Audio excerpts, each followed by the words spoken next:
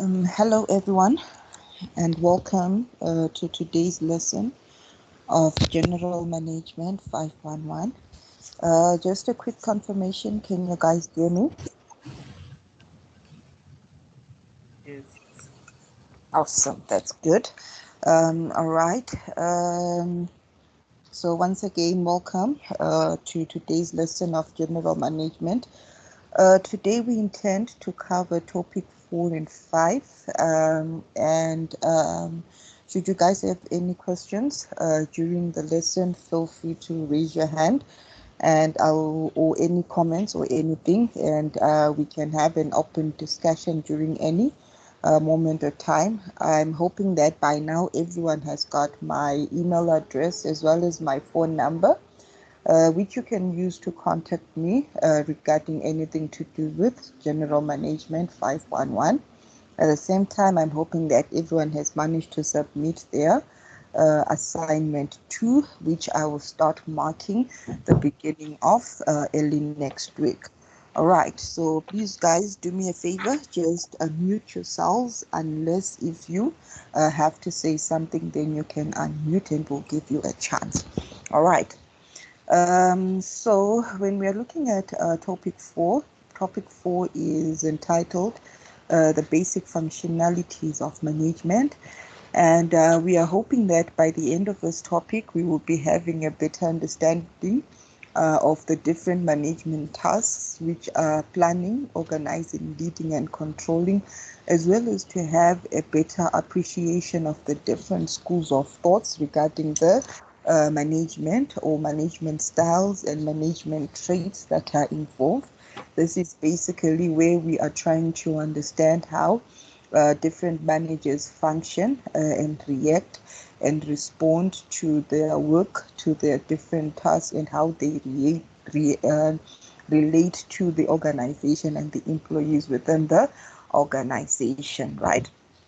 So whenever we are looking within an organization, we always do, or whenever we are looking at management, the role of management always undergoes 4 major functions, right? Which are planning, leading, controlling, and organizing. When we are dealing with the aspect of planning, this is where also the is a huge involvement of decision making, whereby management sits down and begins to map the way forward regarding the organization. This is whereby we are asking ourselves within the organization, where do we want to go? Where do we see ourselves in the next 10, 15 years? Or sometimes the level of planning can actually go down to where, what are we going to be doing this week? What are we going to be focusing on that particular day? So this is basically determining the course of the action. Then we have got the aspect of organizing. When we are dealing with organizing, this is whereby management is responsible for coordinating various activities within the organization. So we are saying that within a particular organization, we are going to be giving you various resources like the capital, the money, the buildings, the people, and the work that needs to be done. And then your responsibility as management now is to make sure that all of the various resources are being put together in order for them to come up with something that is meaningful and helpful to the organization, and in turn resulting in the organization making money. Leading, this is the aspect of channeling people into doing what is intended for them to do in order for a particular result to be achieved and attained. So basically, this is managing people, ensuring that people are getting to do exactly what needs to be done. And then there's also the aspect of controlling. When we are dealing with controlling, this involves monitoring different activities to ensure that everyone and everything is functioning according to the expected criteria, right? So we want to make sure that management is constantly looking at people, analyzing to see whether or not people are doing exactly what is expected of them to do. So basically, those are the 4 functions of management, right? And then we move on to theories of leadership. When we are looking at the aspect of theories of leadership, we want to know the different types of leaders or the different types of managers and management styles that are available. When we look at the different CEOs in the world, right? Why are they so different, and why is it that they are even leading the different organization in a different way? So when we are dealing with the theories of leadership, this is what we are hoping to ensure, or we are hoping to attain, so that we know why is it that the different leaders are doing different things. So we have got what is called the trait theory. Uh, when we're looking at the trait theory of leadership, this is based on the characteristics of many leaders, right? This is whereby they have looked at different leaders and they have tried to analyze the different traits that these people have, right? So they are listing the characteristics that are making these particular leaders outstanding, or what is it that is made up of these particular leaders that is resulting in them working and reacting in particular ways. So usually the trait theory, it was developed prior the World War II, and in developing and coming up with the trait theory, they were asking certain questions like what are the common traits underlining all great leaders? So they were looking at the different characteristics, the different distinguishing features that are making different leaders great. Can we predict people's leadership potential on the basis of their appropriate traits? They're looking at whether or not it is possible for us to anticipate what kind or what type of a leader different people are going to be. Can people learn to become effective leaders? In the event that you find yourself in a leadership role, are you able to then develop and become a good leader? So guys, please do me a favor, make sure that you are on mute so that we will not be disturbing and disrupting each other. Thank you for that. So when we are dealing with the trait theory, some of the common traits that are available is that they realize that the most common things in great leaders were that they have got what is called a cognitive ability. This is an ability to exercise judgment, whereby if you are faced with a situation, you can analyze the situation and come up with a concrete judgment based on what has been given to you. You have the ability to analyze issues, whereby you are critically thinking and you are seeing beyond what has been given to you. You have got the ability to see what has been put in front of you and come up with a strong analytical view on it. And also you have got a good ability of conceptualizing. They also have got emotional maturity. Emotional maturity, this also falls under emotional intelligence, the ability to adjust your emotions or not having severe psychological disorders, whereby you can effectively handle your particular emotions. Your emotions are not going to be the one that are leading you to making particular decisions, but you are capable of making decisions without being so emotional about it, right? So, for example, emotional maturity would mean that, say, I'm going to be marking your assignments, right? Let's assume that we have had an encounter before. Maybe we met in the mall and we both wanted to buy the same type of shoes. We ended up fighting over it, and unfortunately, you won and you managed to buy the shoe that I wanted. And then now I get to start marking your assignment and I realize it's you. What is it that I'm going to do about it?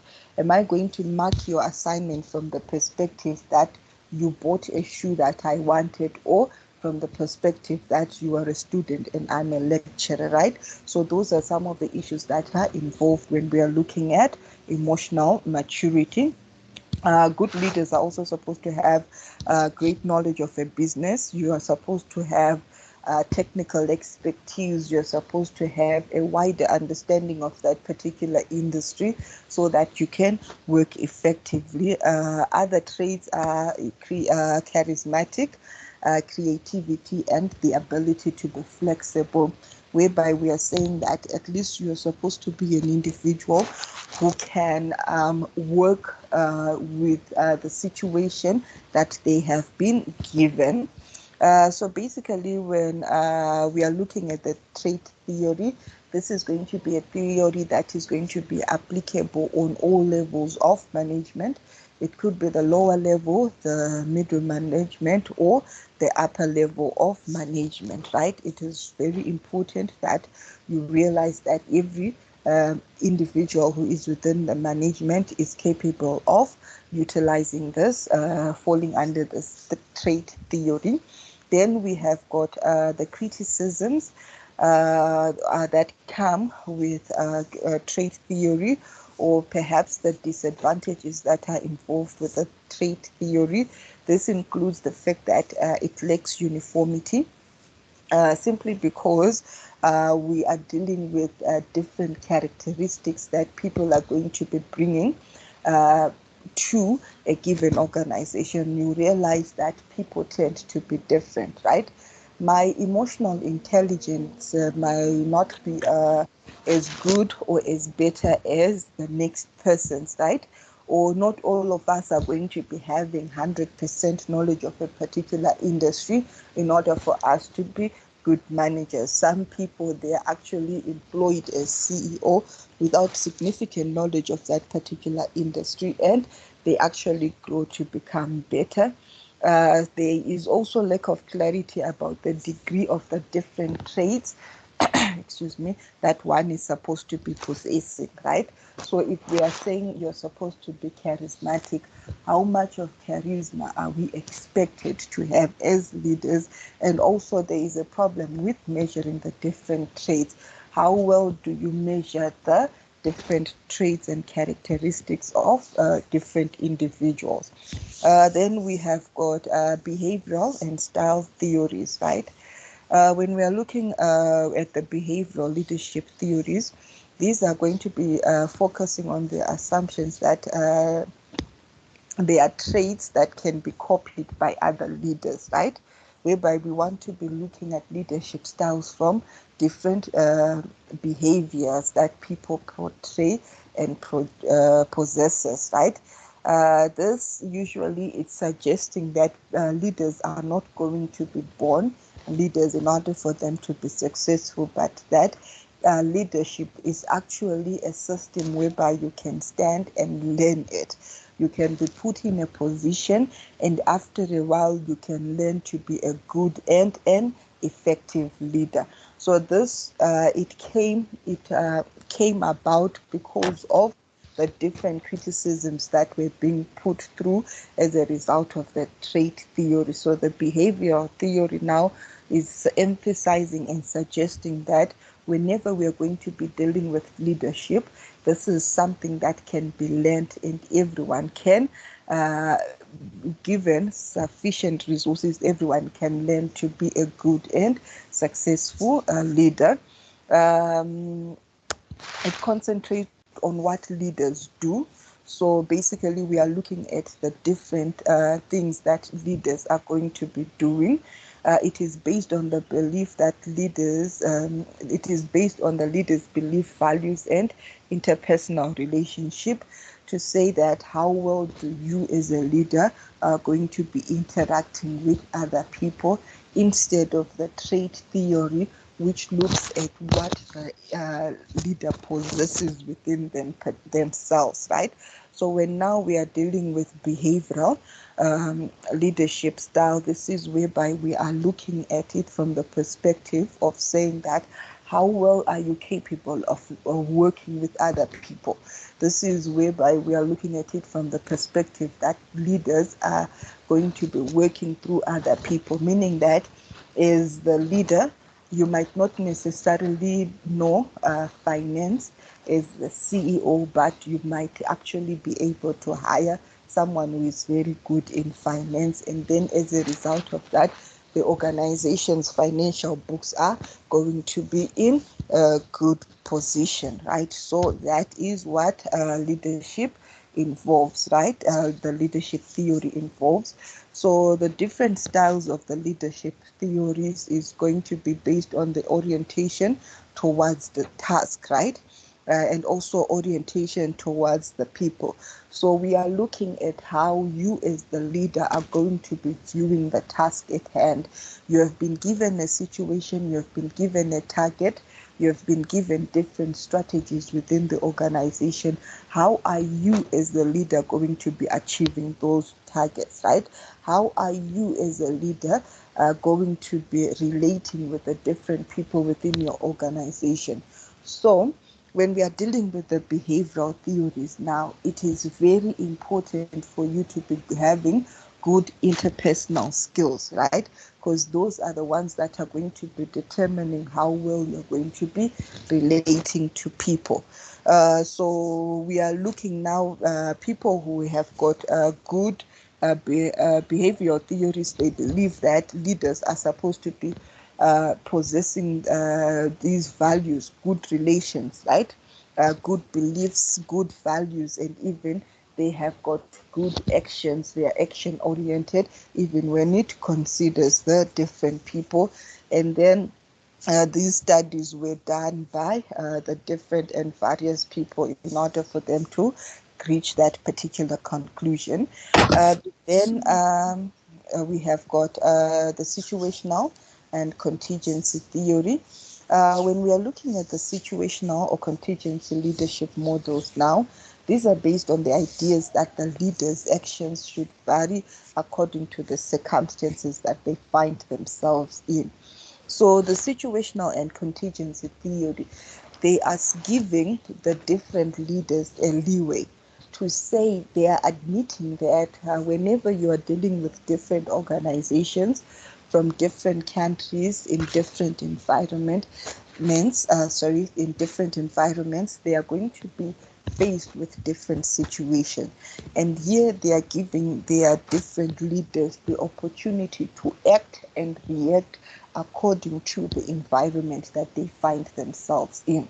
So you realize that these days it is argued that the people or the businesses that have managed to survive through the COVID pandemic are the ones that now who are following this situational and contingency theory. You're looking at it that this past 2 years we have seen the importance of doing online businesses, right? This can and could have only been achieved by the leaders who have managed to twist uh, their management styles or the way they do their business in order for it uh, to be conformed to the current situation, right? So this is what the situational and contingency stands for. Then we have got the functional theories. Um, these ones, they are identifying specific behavior by leaders that it is expected to contribute to the efficiency of the organization as a whole. So we are looking at how best can a leader contribute to the very best of the organization. What it is it that a leader can do so that the business can continue, right? So these ones here are mainly going to be focusing on what needs to be done for us to make more money as an organization, what needs to be done in order for us to survive as an organization, right? So they are just going to make sure that by the end of a given period, the business is making money. So there is now another tendency that they might eventually no longer care much about any other aspect, meaning that the functional leaders, they can say our business is making more money by underpaying people. So let's continue underpaying people in order for us to continue making money. Or our business is making more money by buying and using substances that are not good to the environment. So we are going to continue using that. These days, there is an issue of the use of plastic, whereby more and more organizations are moving away from using plastics into more biodegradable products. People are trying to use paper and wood because they are biodegradable and they are good for the environment. So what now the functional leaders will then say is that in order for our business to make money, we are choosing not to care much about the environment, but we are going to continue focusing in using plastic because plastic is cheaper for us and it's resulting in us making more money. So when we are looking at the functional theories, they are usually right at the center of the task, the team and the individual. They are there to just find the common goal between those three, that is the task, the individual and the team, and usually they are mainly going to be focusing on the end result.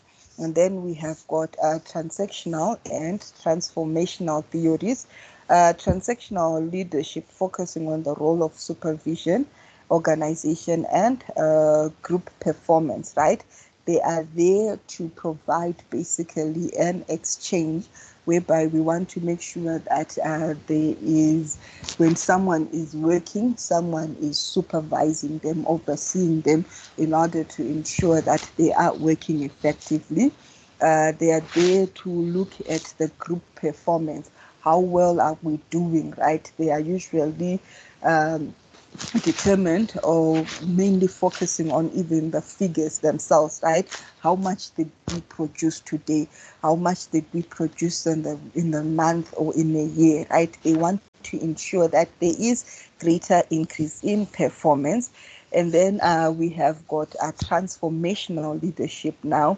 This is now focusing on motivating people and engagements, right, that are going to result in the organization having a shared vision and a shared goal. So when we are dealing with the transformational system now, this is whereby we want people to have a great sense of identity within an organization. We want people to be proud of working for that particular organization because everyone is feeling a great sense of involvement. They are feeling obliged and they feel part of that given organization. So now we have got the major differences between the transactional leadership and transformational leadership. So the transactional leadership, they tend to be responsive. They wait for an event or something to occur, and then that is when they react to that. They work usually within an organization whereby they have got structure as that never divert. People are expected to do exactly what they came to work to do, and they are not expected to do anything else. So when we are dealing with the transactional leadership style, if the cleaner is busy cleaning the reception area and then the receptionist is away, the phone rings, the cleaner is not even expected to answer that phone call, right? Because we are saying that people should follow their specific guidelines and rules. They should work within the confined spaces that they have been given. They focus on a reward punishment system. So if you do good, we reward you. If you do bad, we are going to be punishing you, right? So you realize that when dealing with the transactional leadership, they are constantly reminding you that you are working here, that you are working here for a salary, and if you do not behave in a particular manner, we are going to fire you or we can fire you. They are constantly reminding you that because the way that they function effectively, it is by giving people rewards and or punishing them. And then when we look at the transformational leadership now, these leadership styles, they are more proactive, right? They think and assume and anticipate the situation before it comes up. So by the time they are faced with a particular situation, they almost already have an answer, or they have got an idea of how they are going to be resolving that particular situation. They are constantly seeking to improve their different organizational structure. So this is whereby now the different leaders now within the transformational leadership theories, they actually come down to the people on the shop floor, the general people within the organization, and they begin to ask them the question, what is it that we can do to improve the organization? And when they're asking such questions, they're actually being genuine about it. They are willing to motivate people and better the lives of the different people. This is whereby now they are coming to different people and wanting to improve the lives of their different employees within the organization. And then we also have got the neo-emergent theory. When dealing with the neo-emergent theories, these ones now, they see leadership as an impression formed through the communication of information by the leadership or by other stakeholders, right? They are looking at leadership now is being based on effective communication. You're communicating with the other leaders and also the different stakeholders within the organization. So these ones now, they are focusing on what people want. So if an organization like Richfield has this theory, this is whereby now they are coming to you as student and asking, what do you want? How can we improve your style, your learning style? They are coming to the different organizations who are employing you, and they are asking, what is it that you expect from our students, right? How can we improve your employees? How can we make you want to hire our student? And as a result of that, that is how they are going to ensure that their business is going to be functioning. So they are focusing mainly on what the different stakeholders want, and that is what they are going to be giving to the various people. Sorry. Then we have got the environmental leadership theories. This is now based on the environment. They are constantly conscious of the different environment that is surrounding us. So again, back to the example of plastics, right? These are the people who are strongly motivated by ensuring that we are creating an environment that is going to continue in future, right? We are, in as much as we are running a particular organization, we want to make sure that we are going to be living a sustainable environment for not only our children, but our children's children and the generations to come. So every decision that these leaders are going to be making is going to be mainly based on the impact that their decision has on the environment. So these are the people who would then tell you that we are doing online lessons in order to reduce carbon printing, right? So that we are no longer using paper, we are no longer burning fuel coming to classes. Now we are having a cleaner environment. We are no longer using plastics because plastics are not biodegradable. So those are the different this is how they view the business, or this is how they look at the business. And each decision that is going to be made by these people, the leaders falling under this theory, is mainly based on the impact that that particular decision has on the environment, right? Then we have got the different forms of leadership styles. So those where we were talking about are the different theories, right?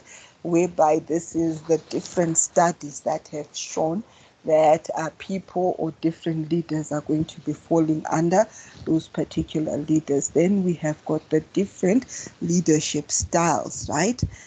This refers to the leader's characteristics or behaviors when they are leading, directing, controlling and planning within an organization, right? So you realize that we have got different forms of them. We have got what is referred to as an autocratic leader.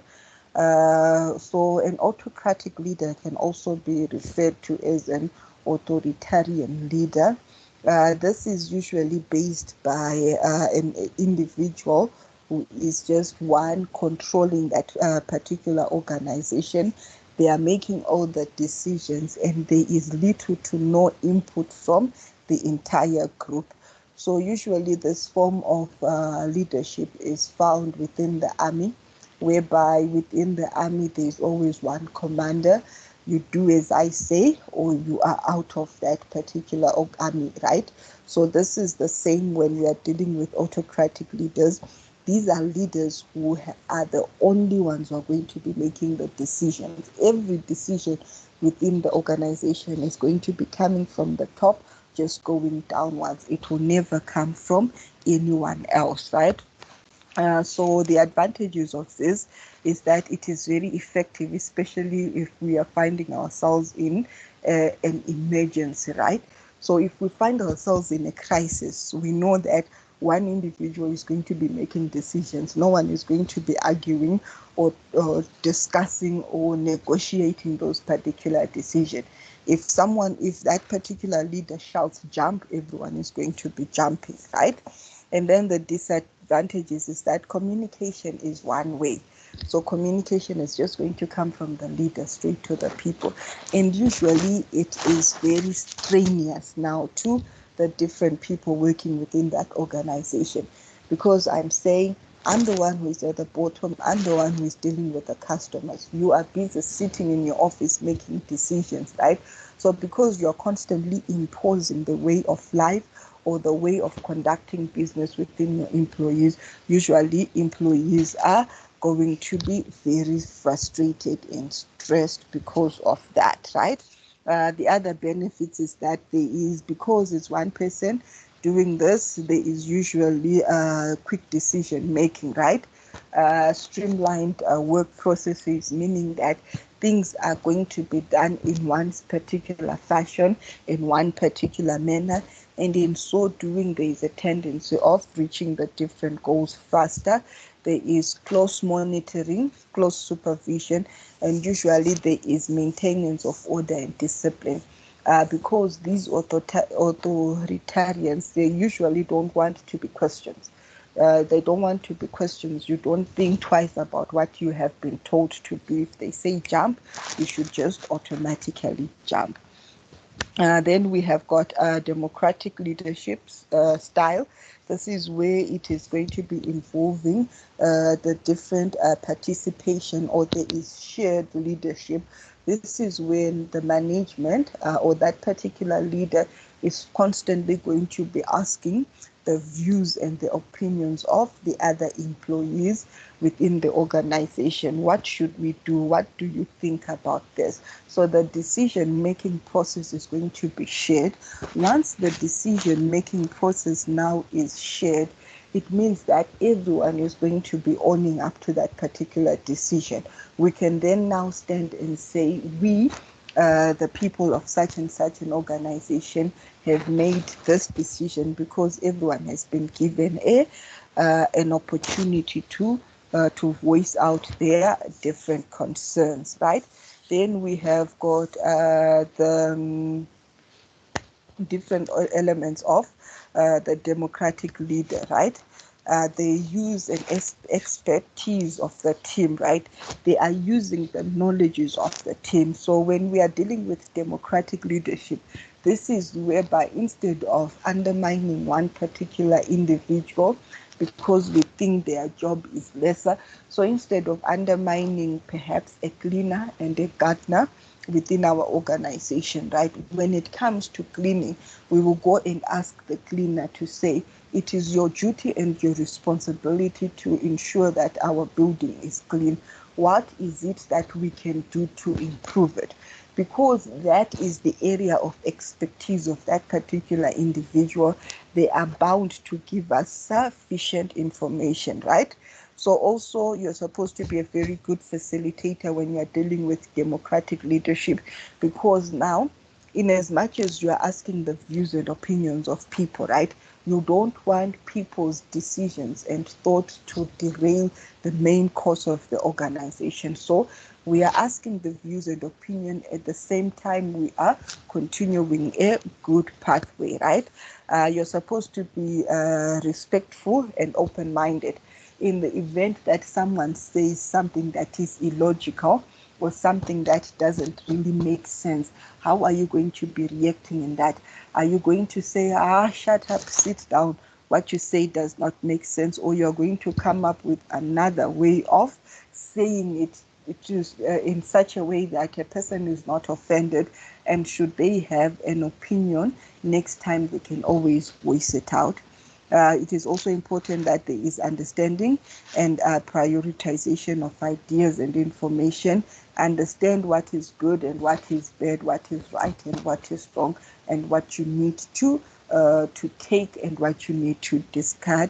And then also now avoid autocratic decision making now.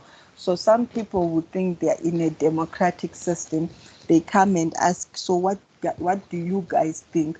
And after people have said all their views and opinions, you as the leader, you continue to stick to what you already had in mind.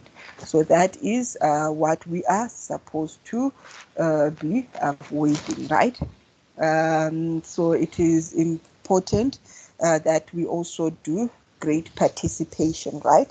Then we have got laissez-faire or free reign leadership, right?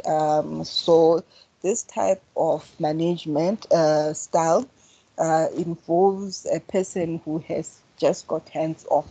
They believe that the organization or the what has to be done will eventually be done. They usually don't care much or don't give much thought to any activity or anything that is involved. So the group makes a decision, and whatever decision that people eventually decide on, that is what we were going to do, right? They are not focusing mainly on what needs or needs not to be done. The different characteristics of this laissez-faire leadership is that power is transferred to the team members, right? People within the team, they are given a free opportunity to make decisions without the leader having to evaluate that particular decision. The leader, the people make the decision, and that decision is the one that the general group is going to follow. The leader is responsible for providing resources. So the leader comes and says, what do you want in order for you to work well within the particular department? And they give you that. Decision making is done by the team members. Everyone within the team, they are making the decisions, right? So sometimes it also calls the delegative leadership, because the leader per se, the person who is given the leadership role, you might actually not even see them or find them anyway, because after they have been given that leadership responsibility, they are going to be finding and identifying the different teams and people who are going to be responsible for running that. Then we have got what is called leadership performance, right? When we are looking at leadership performance, what we are saying is that after we have got shown the different functions of leadership and management within the organization, which is to plan, lead, organize, and control, and then the different theories that are available, what different scholars say about leadership, and then the different leadership styles that people fall under, right? There is still now need for you as the leader to effectively function within an organization. So each company is going to be hiring a person who is supposed to be responsible for coming up with and for meeting different strategies, goals, and objectives, right? So when it comes now to leadership performance, now we are saying that after we have given you all this responsibility to lead our organization. How well are you going to be performing? Are you meeting the targets? Are you reaching the intended goals, right? So this is where now we are evaluating your performance, or we are marking and checklisting your activities as the leader, right? So this is basically an evaluation whereby we are marking your actions towards the expectations of the given organization. So usually this, in order for it to work effectively, we need to have opportunities to provide feedback, right? Whereby you as the leader, in order for you to even know how well you are doing, you need to constantly hear the feedback. So for example, me as the lecturer, uh, I might think I'm doing well, but the reality is that you as the student are the one who is able to know whether or not I am doing well, right? So in order for me to know that I am doing well, it means that you as the student will need now to give me the feedback. Is the lesson relevant, right? Did you understand the lesson? Do you think after listening to the lesson, the topic became clearer? Should we give you an exam? Will you be able to answer better now that you have received a lecture, or it's going to be worse, right? That involves the feedback response. And then also now, just like any other leader, it is also the responsibility of my superiors to then also give me feedback.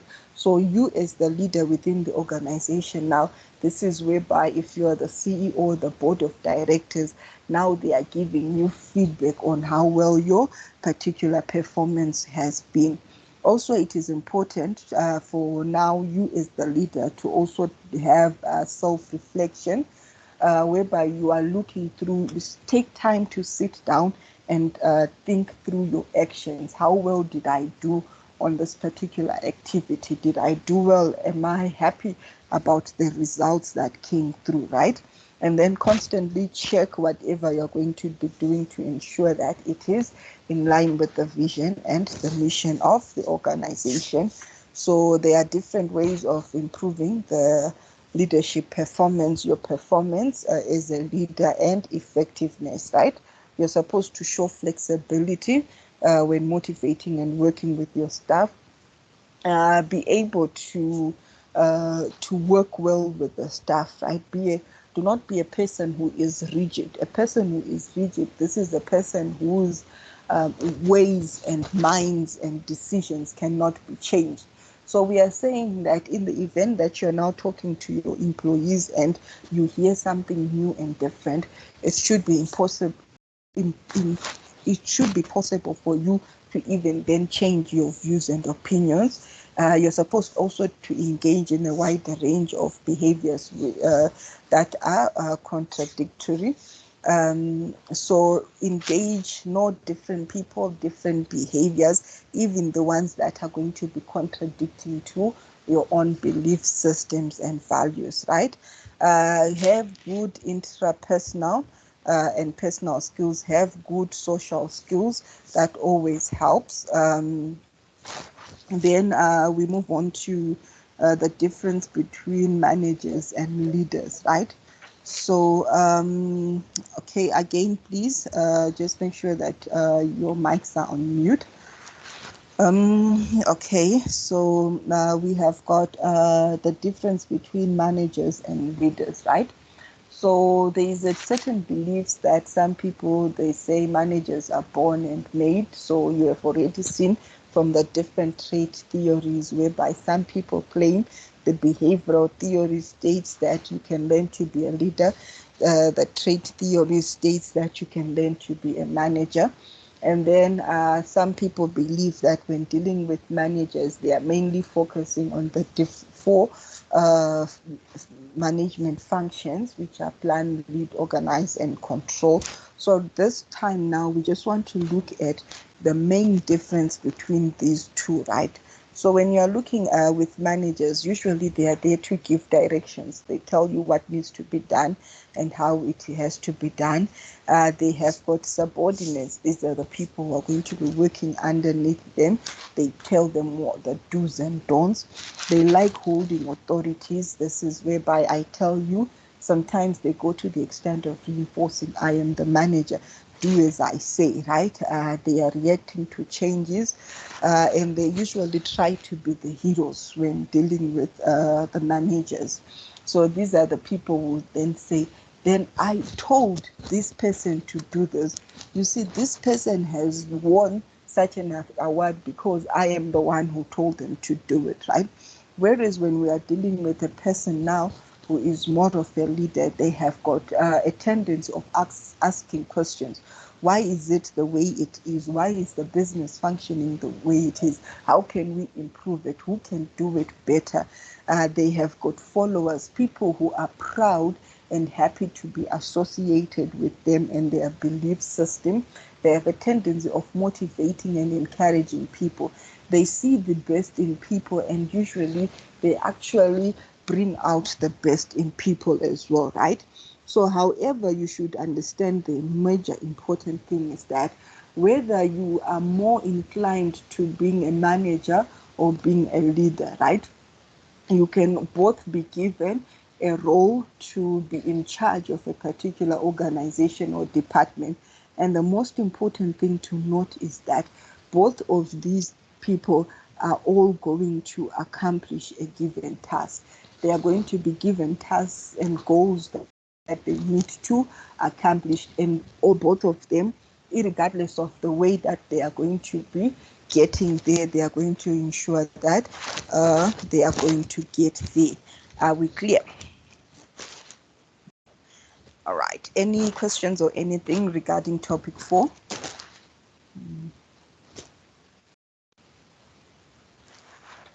All right, no problem. So it appears no questions so far. That's good.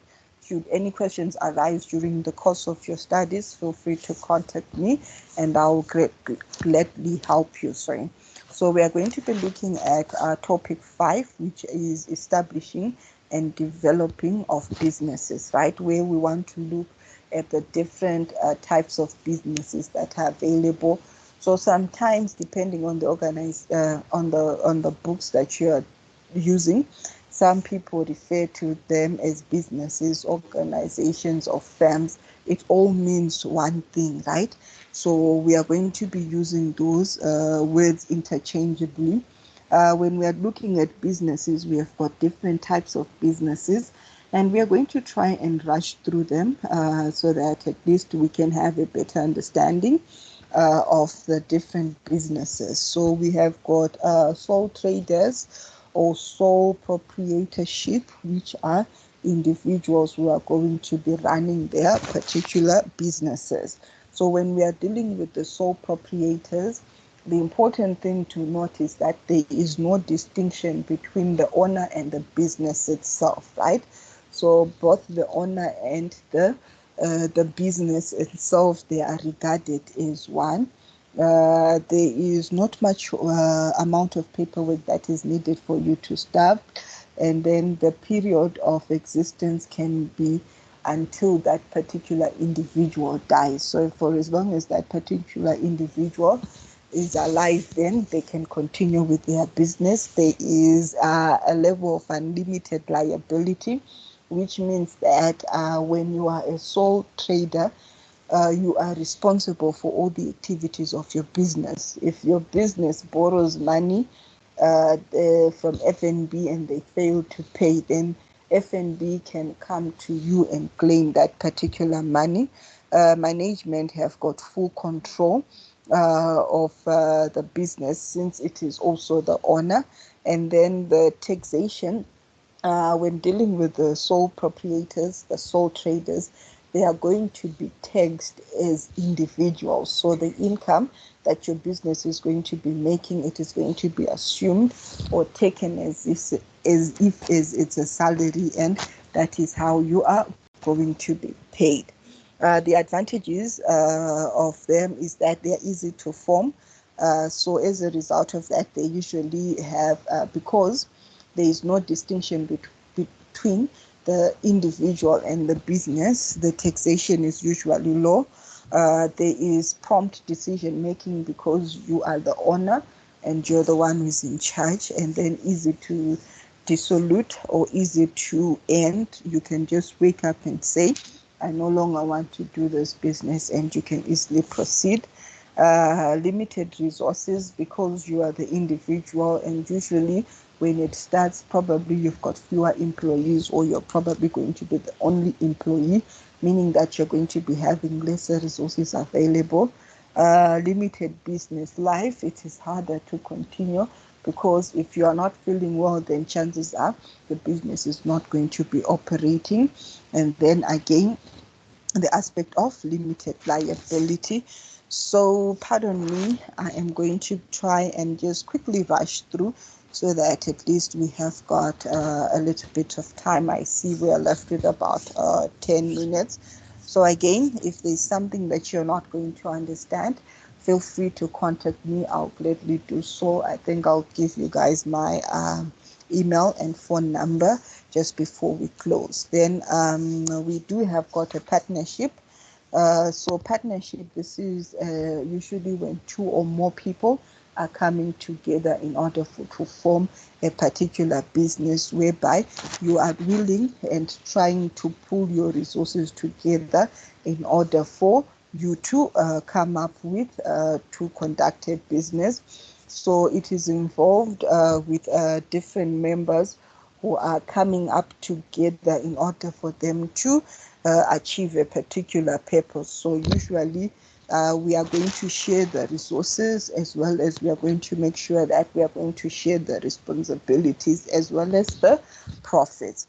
The advantages of a partnership is that it is easy to form. It can be easy to dissolve, and then there is division of work, and also the resources are going to be coming from different people. The disadvantages is that it has got a limited liability, which affects financial properties of the partners, right? So usually whoever is going to borrow in the name of the partnership, then everyone is liable for that. The partnership can easily end because if it is a partnership of 10 people and then I decide I don't want, it means that that partnership has to dissolve first before the other 9 can proceed. So those becomes the major challenges of the partnership. Then we have got the different types of partnership. The general partnership, they are involved in the daily activities of the business. Sleeping partnership, they're just giving in their money and resources, and they are not taking part in the daily runnings of the business. Then we have got salaried partners who are also going to be working for that particular partnership. A partnership agreement, this is going to be a contract that all the partners within the organization are going to be signing in, and then this is where they are stipulating there are different conditions that are going to ensure that the partnership is legal. Then we have got what is called a close cooperation. This is owned and managed by 1 and up to 10 members. Usually the name of the organization will end with a CC, which will identify it as a close cooperation, right? It is a legal entity, and it is a separate entity whereby it stands alone as an organization, meaning that whatever debt the close corporate is going to find itself in, it will not be transferred to the different owners, right? The advantage is that it has got a limited number of people, which means that it is always going to be easy to maintain and control. It is going to be relatively small to medium business, which means again that there is lesser influence on the outside world. The disadvantages is that the capital is usually limited, and then all members of the closed corporate must prove that they wish to have the particular interest of that organization.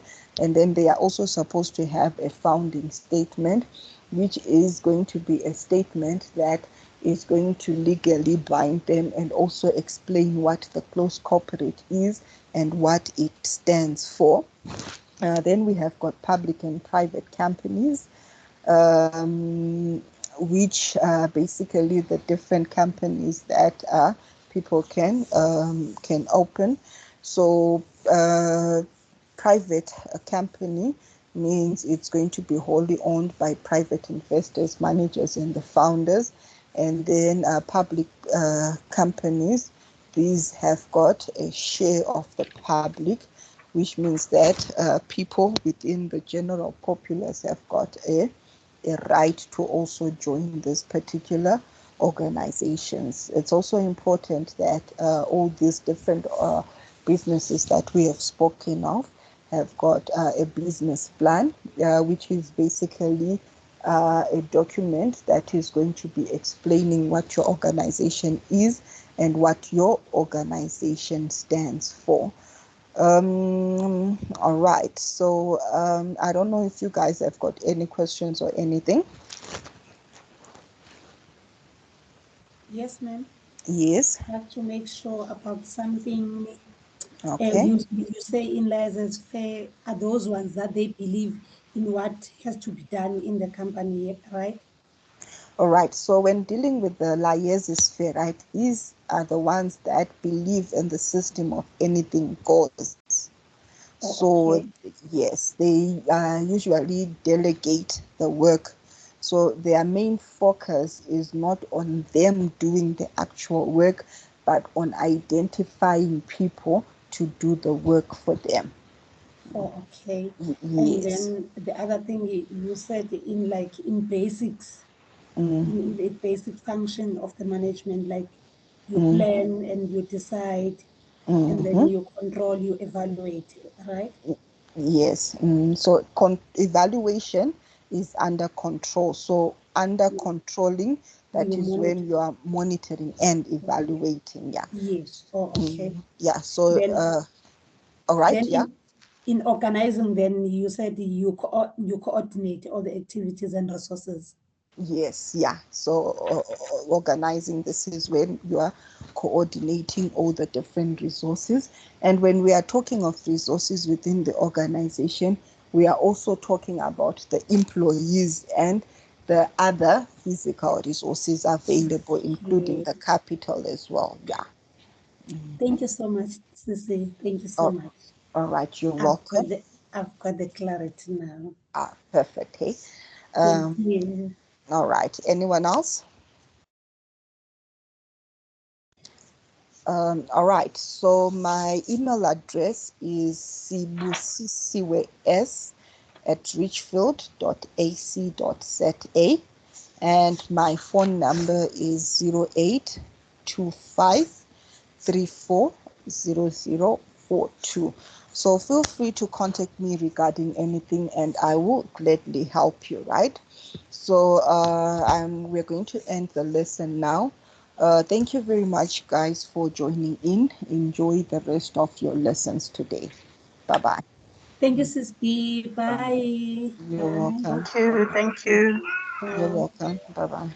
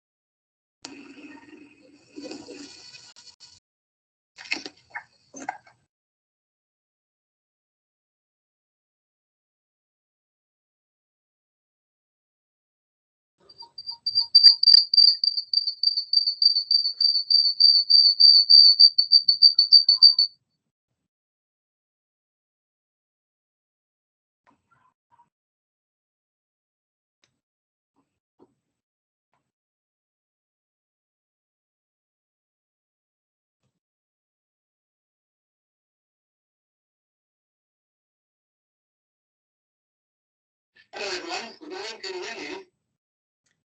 Your line is not Yes, we clear. can hear you. On my side, it's not clear. All right.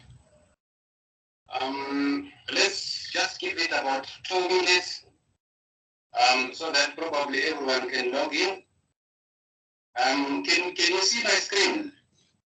Yes. Yes, we can. Yes, we can Yes, see. I can personally. Me too, I can. Okay, Me no, that's too. wonderful. Yes. Okay. All right, let's just give it about 2 to 3 minutes, then we'll start.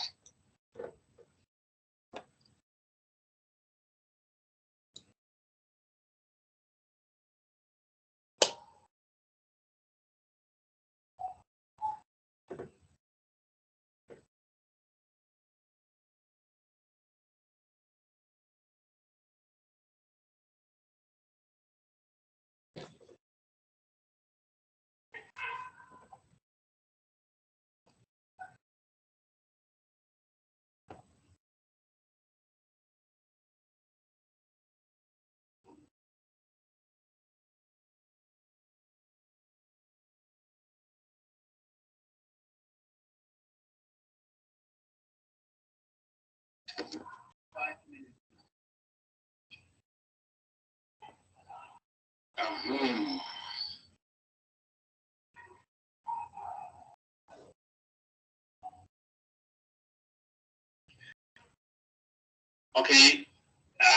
Hello everyone. Once again. Hello. My name is Mr. Ivan. Some call me Irvine, whichever pronunciation. I normally don't give I don't make a fuss out of it. I'm comfortable with any other pronunciation to my name. Yeah, I'll be taking you through this workshop today on accounting 511 or fundamental accounting 511. Can you hear me, guys? Yes, personal, I can hear you. But there's some noise at your background. Yes. There is noise in the background. There's just noise in the background. I want to be sure whose mic is unmuted. If people can mute. Okay, yes, yeah. If people can mute their microphones, yes. All right, shall we start? All right, so basically,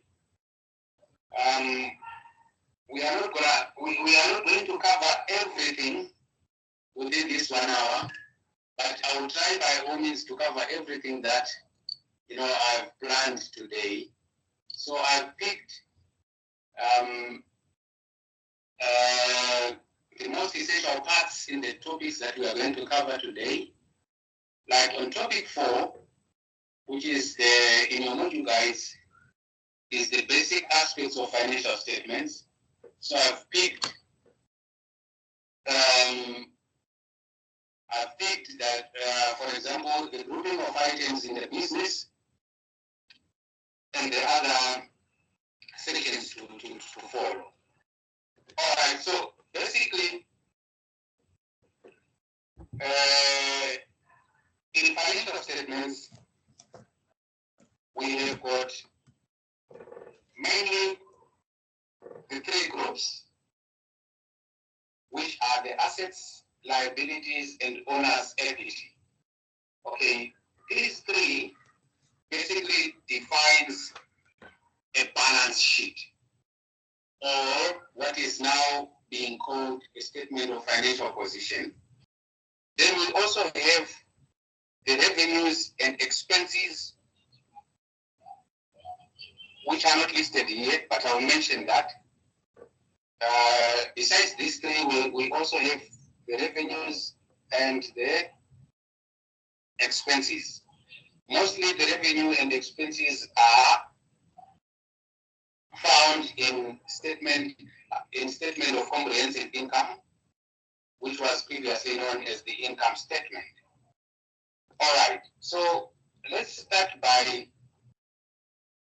discussing what assets are. Okay. Assets, basically, these are items that an entity or a business uses to create revenue, and they are owned by the business. Then we've got classes of assets.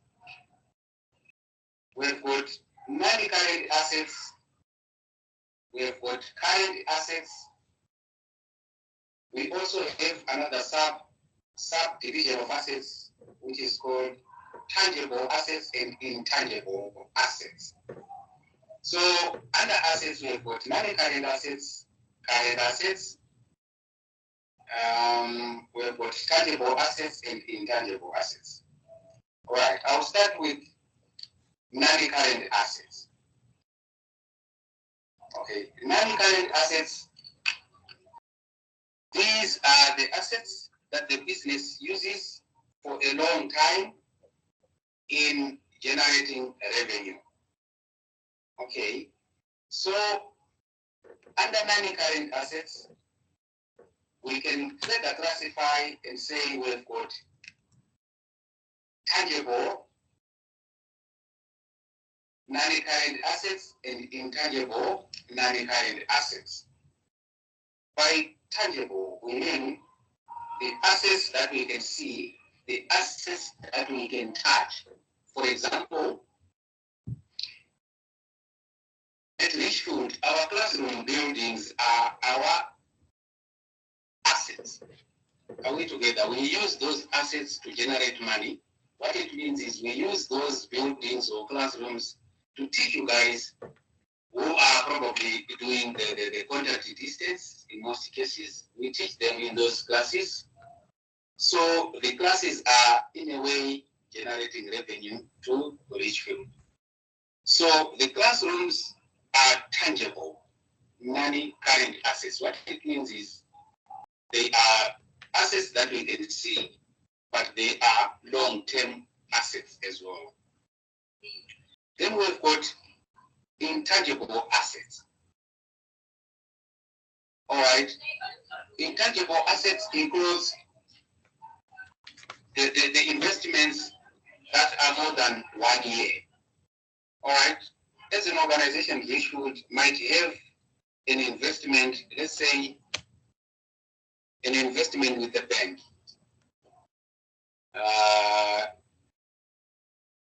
Which probably can mature like in 5 years' time. So that becomes an intangible asset to Richfield.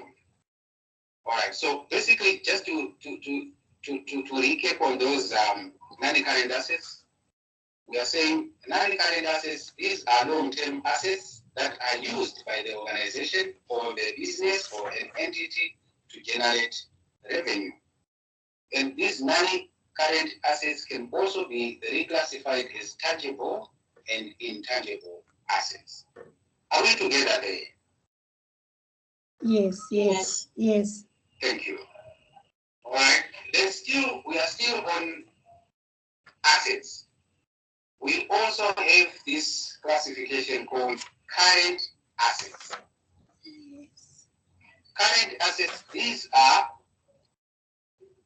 the items that a business has that generate income or revenue within a year or within a short period of time. In most cases, the period is 1 year. All right. So we have got under current assets, we've got examples such as debtors.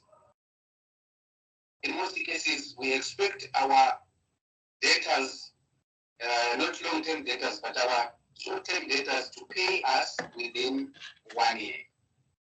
So debtors can also be called trade receivables.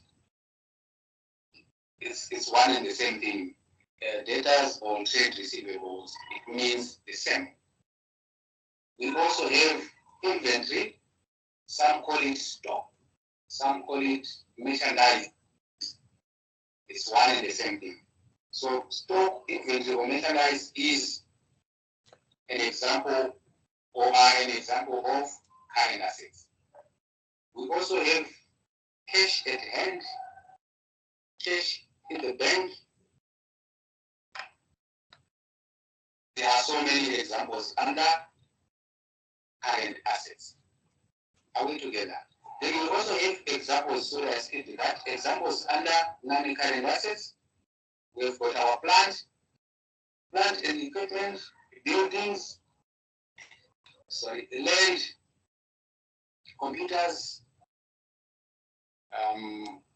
furniture and fittings, you name it, there are so many.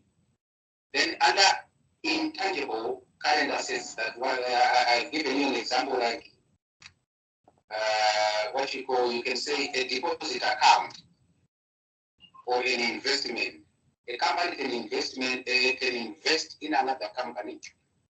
For example, Richfield can buy shares from, let's say, Invest Tech or in another company. So that's an investment. That's an intangible current asset to Richfield.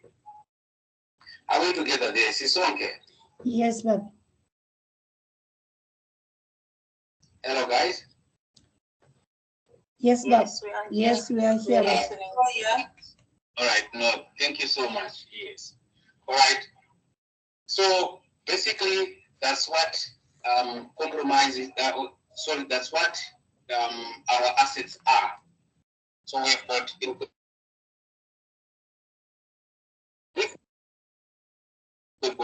current assets and non-current assets. We also have tangible and intangible assets. All right. We go to the second group, which is called liabilities. As a business, as an operating business or as any other business, we have what are called liabilities. Liabilities are the obligations that the business has, and these obligations need to be paid. So they can be long-term obligations or short-term obligations. So also liabilities are further classified into non-current liabilities and current liabilities. So non-current liabilities, these are long-term obligations that a business has to honor. For example, if a business borrows money from, let's say, Standard Bank, and Standard Bank has issued a statement that, you have borrowed our money and we need our money in 5 years' time. So what it means is that loan from Standard Bank is called a non-current liability because it is paid in more than 1 year. Are we together? Yes. And we also have, under liabilities, we also have what is called current liabilities. Current liabilities, these are the immediate obligations or the day-to-day obligations that the business should pay so that the business can continue to operate. All right. There are many examples under non-current liabilities, but I can just give you a few.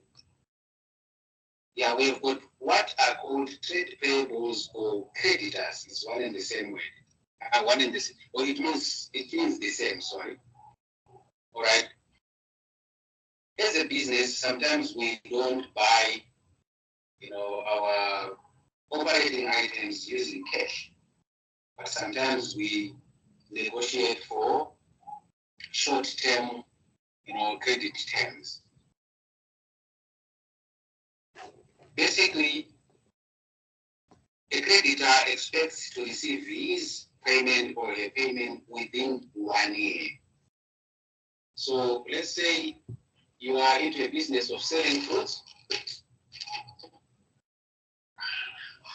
You bought fruits from a supplier, then you promise to pay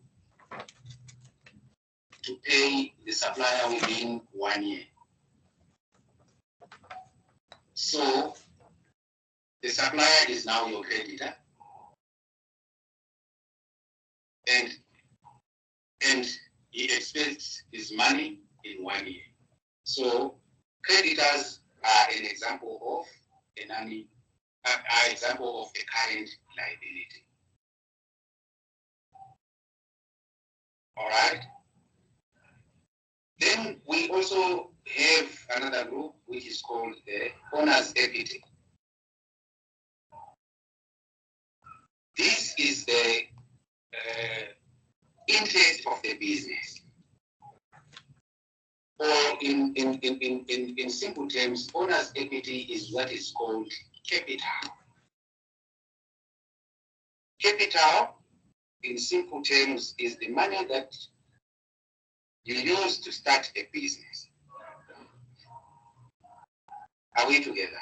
Yes. So basically, under the balance sheet or under the statement of financial position, you are going to experience or you are going to see these three groups, which are assets, liabilities, and owner's equity. Then the other groups which are not mentioned here are the revenue and the expenses. Basically, the revenue is the money that you receive after selling. In most, for example, let's say after selling the inventory. Let's say you are into a business whereby you are selling fruits. So if you sell your fruits and get money, that money is called revenue. Are we together? Yes. Then we also have the expenses. The expenses, these are your day-to-day operating, costs. These are your day-to-day operating costs. For example, you buy stationery to print to print the adverts. Like you are selling fruits here, those are expenses, stationery expenses. You call your supplier to bring fruits to you because you are into the business of selling fruits. So the telephone bill are expenses. You pay someone who is selling fruits on your behalf. The wages and salaries are also called are expenses. So basically, we've got those items, 5 groups of items, which are assets, liabilities, owner's equity, revenue, and expenses. All right. Yes. Then I don't know any questions so far, or any clarifications needed? Yes, a little bit clarity on current one. Are we all happy? Can you hear me? Hello? Can you hear me? All right. Can you hear me? Okay, so let's go to the next slide, which is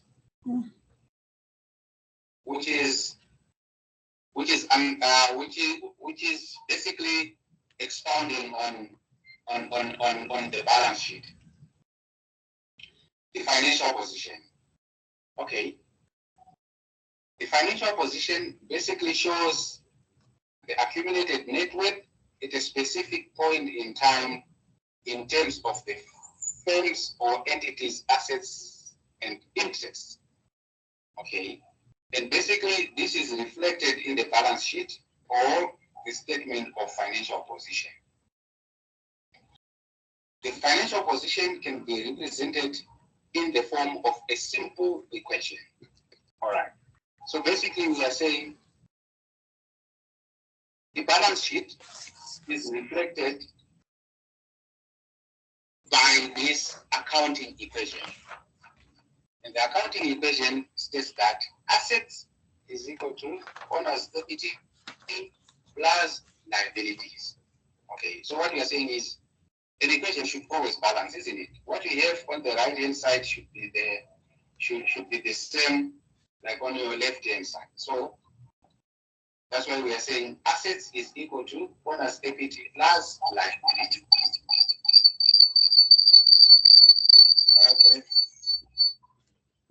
Someone with his or a mic on, can you please mute that? All right. So we've got an example here. This example basically buttress what is buttresses the accounting equation. Okay.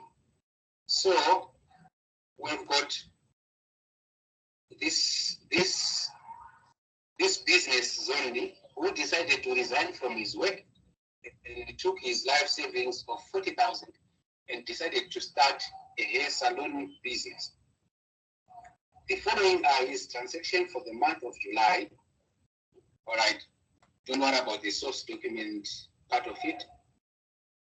Then All right. So on the first day of July, Zondi opened an account in the name of Sipho Salon and deposited 40,000.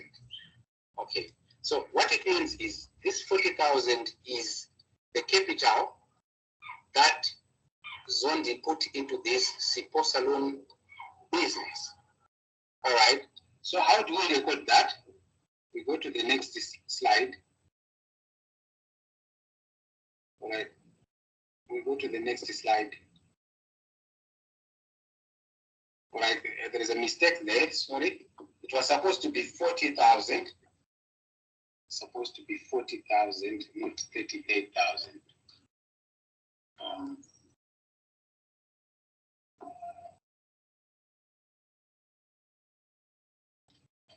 Okay, so this is how it is recorded. So now in this business, we have got 40,000 worth of assets, and we also have 40,000 as owner's equity. Are we together? So this is how it is recorded in the accounting equation, and under liabilities, there is nothing. It's zero. Are we together? Then we go to the next transaction. He paid rent for the July for the premise with a check of 2,000. Okay. So you see, you have to take note of the signs as well.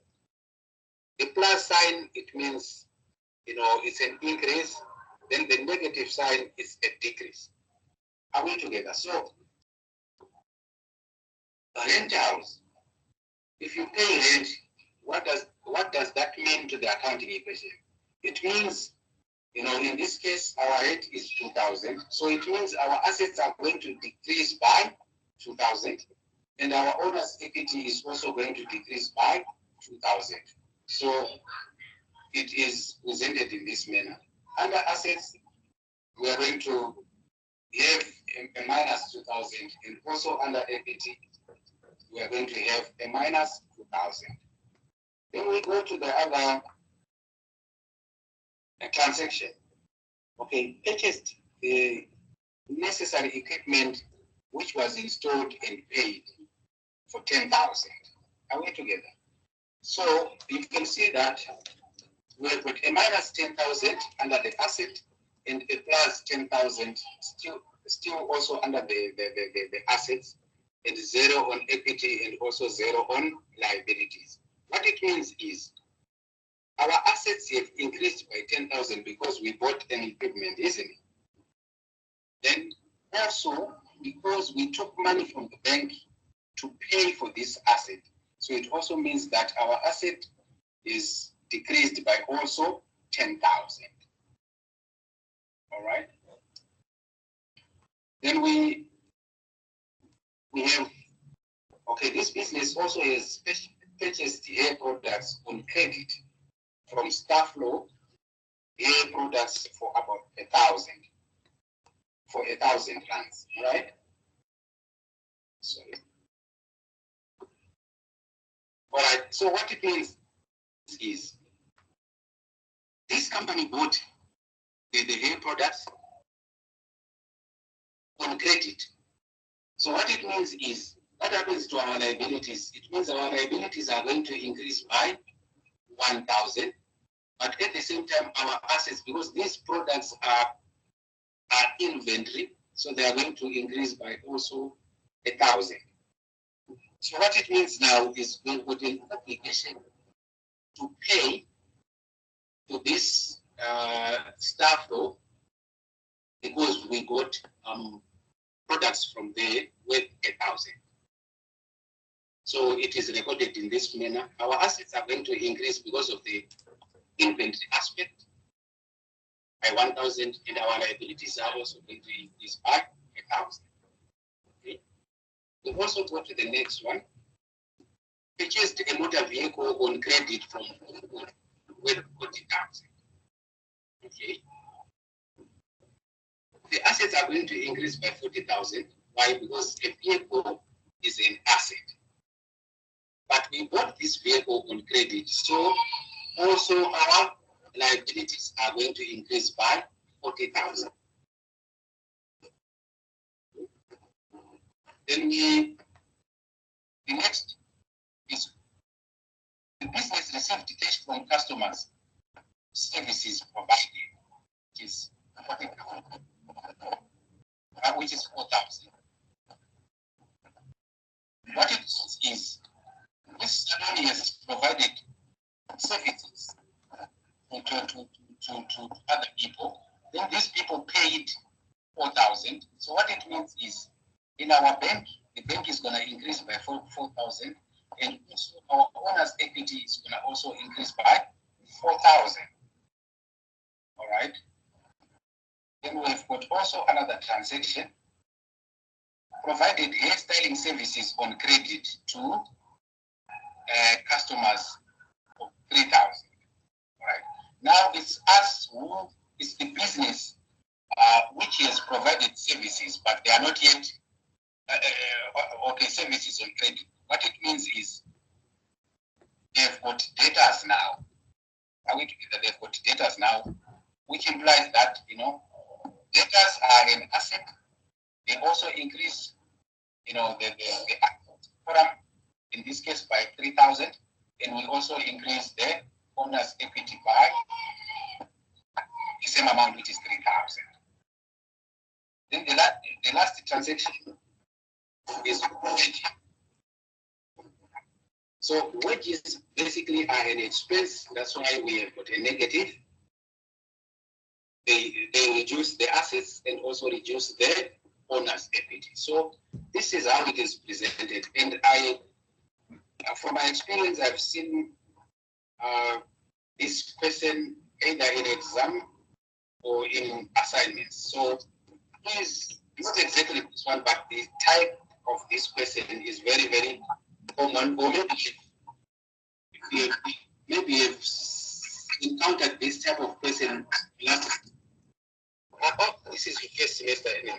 Yeah, this is your first semester. So the probability that you will get this either in an exam or in your assignment is very, very high. So please do a lot of diligence on the accounting equation and how the accounting equation is presented when you are given the transactions. All right. Any questions so far?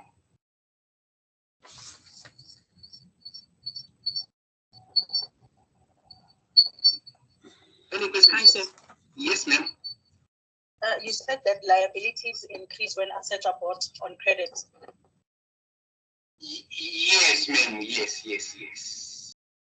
And when assets are bought on cash, do they affect liabilities or they affect assets?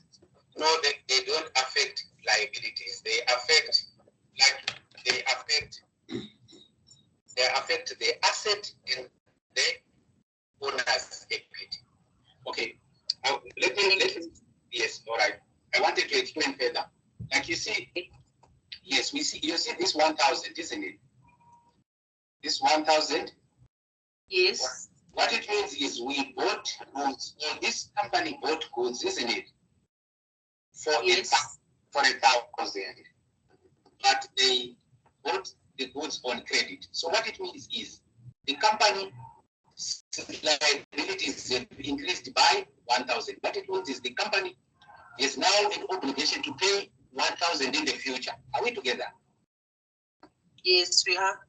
Yes, that's why we are saying the liability column is increased by 1,000 because we have bought products on credit. So this 1,000 has to be paid in future. Are we together? But at the same time, our assets have increased by 1,000 because we have bought inventory or stock. And stock is part and parcel of assets.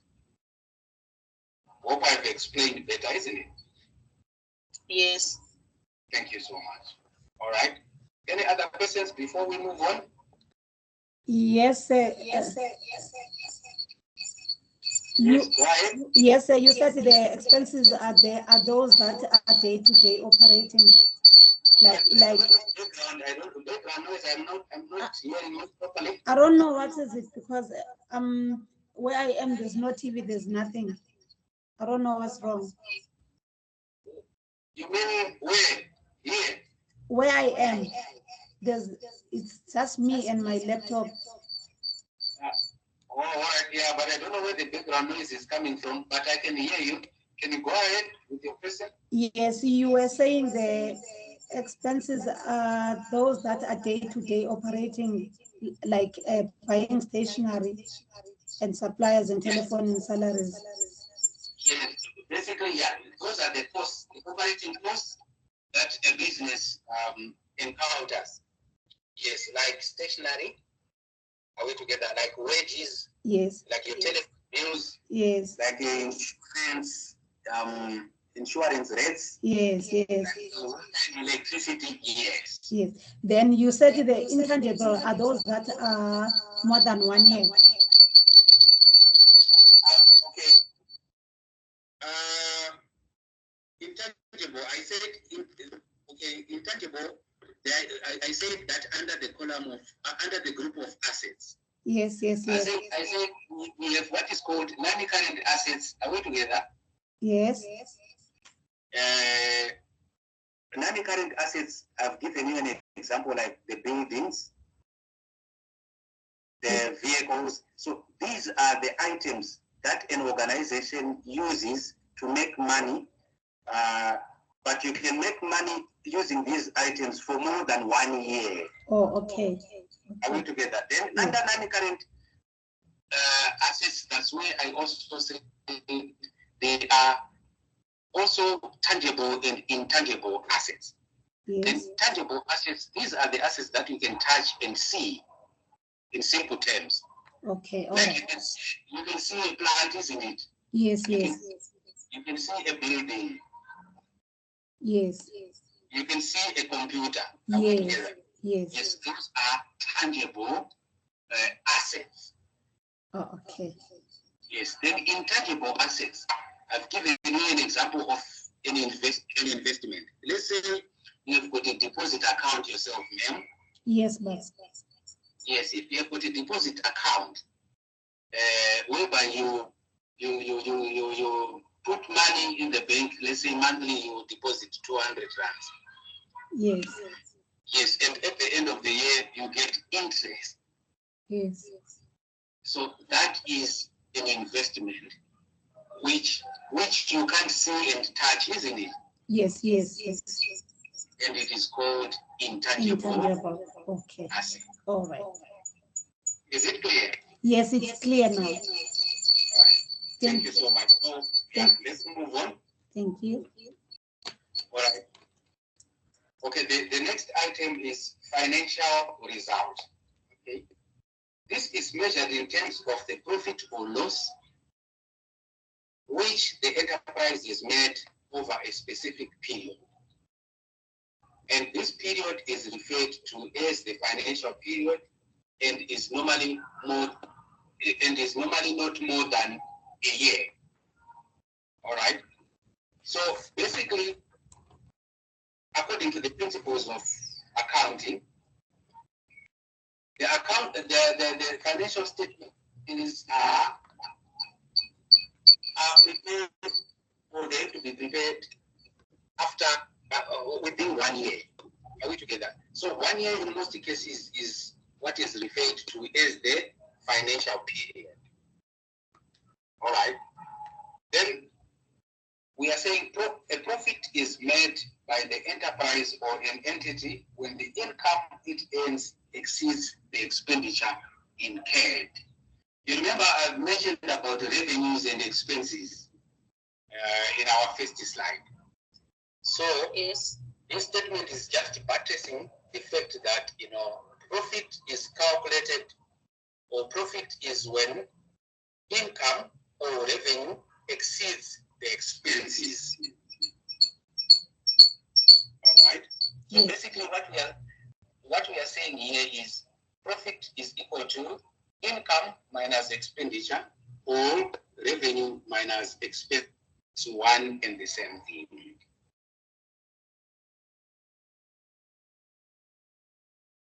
All right. Then we put the slide. It's actually saying the same thing. The difference between income and expenditure is known as the net income or net profit. All right. Then the above mentioned leaves us with the following equation. All right. So basically, this is the equation for the financial result. Financial result is. Can you unmute, please? Can you? Sorry, can you mute your microphone?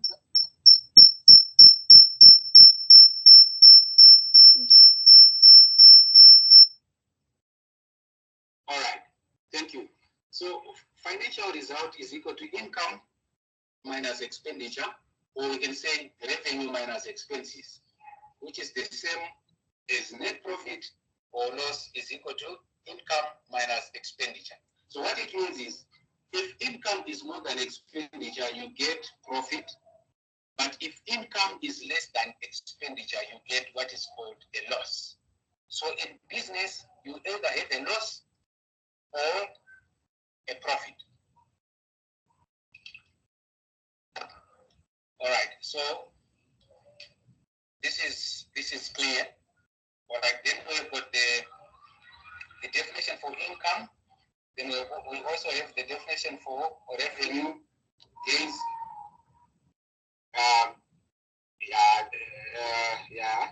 Revenue, then gains made from unique or single transaction or events. Example, all right, okay. What it means, okay, these gains are buttressing the revenue.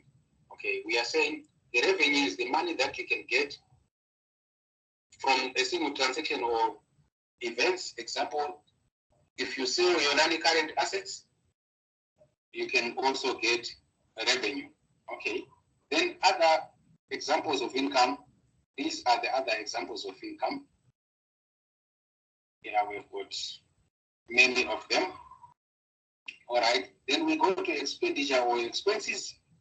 These are the other examples, like you've got credit loss, rent paid, interest paid, telephone, postage, water. You know, these are the examples of expenses or expenditure.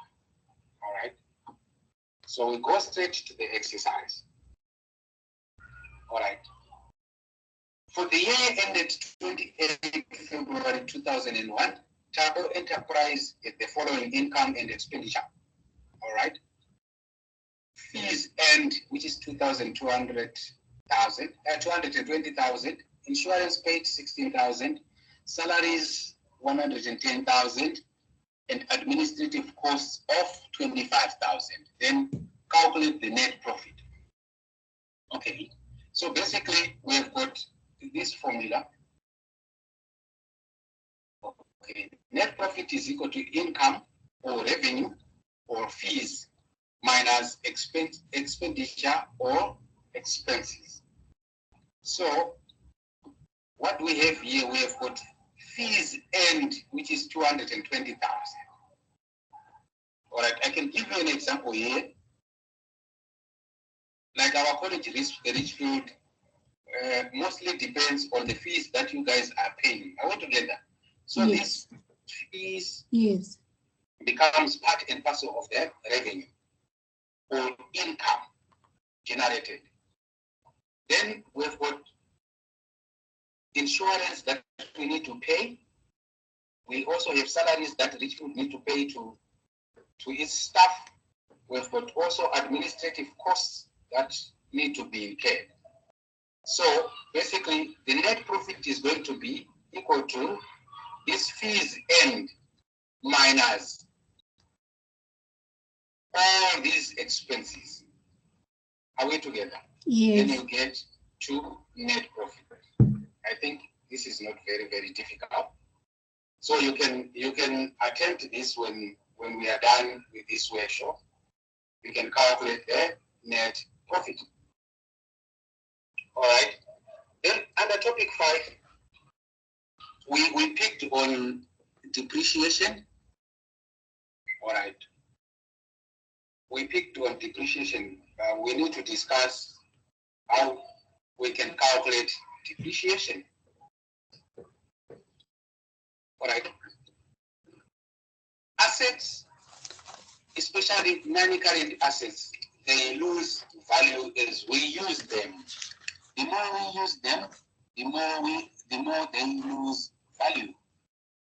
For example, if we have a vehicle that we are using in our business, maybe to deliver, like our food business, to deliver fruits to the market, the vehicle eventually will depreciate or lose value. Are we together? Because we are using it probably on daily basis. There is this wear and tear that happens to that vehicle. So we need to calculate that wear and tear value so that at least we can have the true value of the vehicle, let's say after 1 year. Are we together? Yes, so we are sir. saying property, plant, and equipment lose value each year through usage, and after a certain number of years, they become obsolete. What it means is probably after 5 years, that vehicle will be, it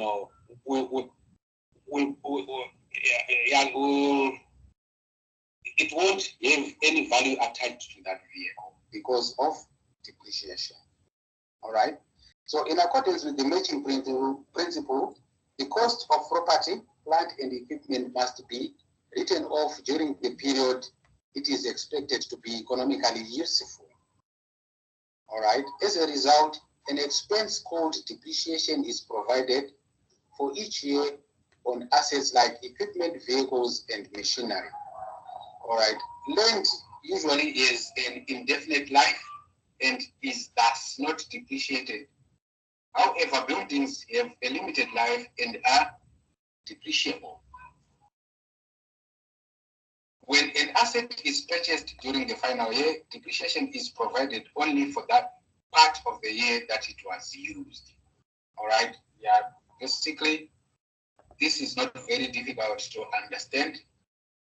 Yes, what it means is, okay, let me just pick on land. Basically, land doesn't depreciate,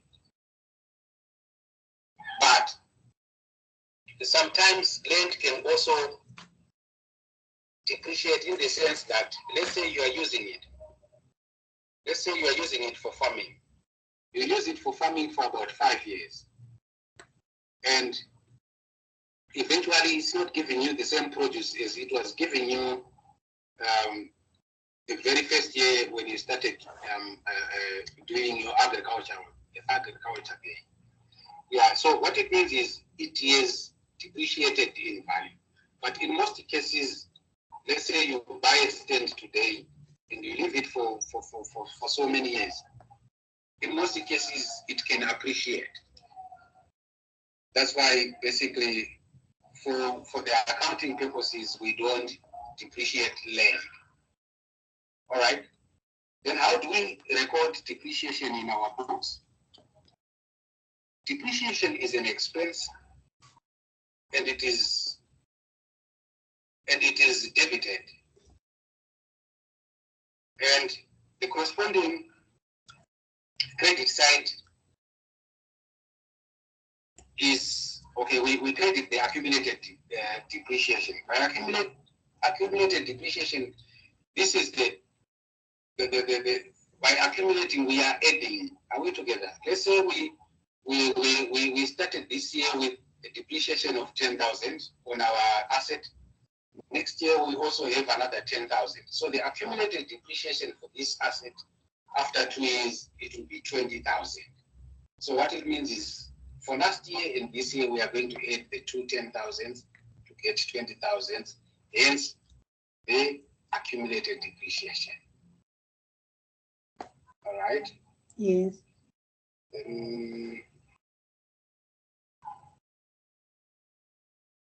All right. Okay. Oh, these are the terms that are there when we are calculating depreciations. Our time is limited. You will read through this. Then we have got methods of calculating depreciation. I will hasten to go to this part because it's very common in examinations and assignments. Okay, we've got 3 methods. We've got what is called the fixed installment method or the straight method, the diminishing balance method, and the units of production methods. All right.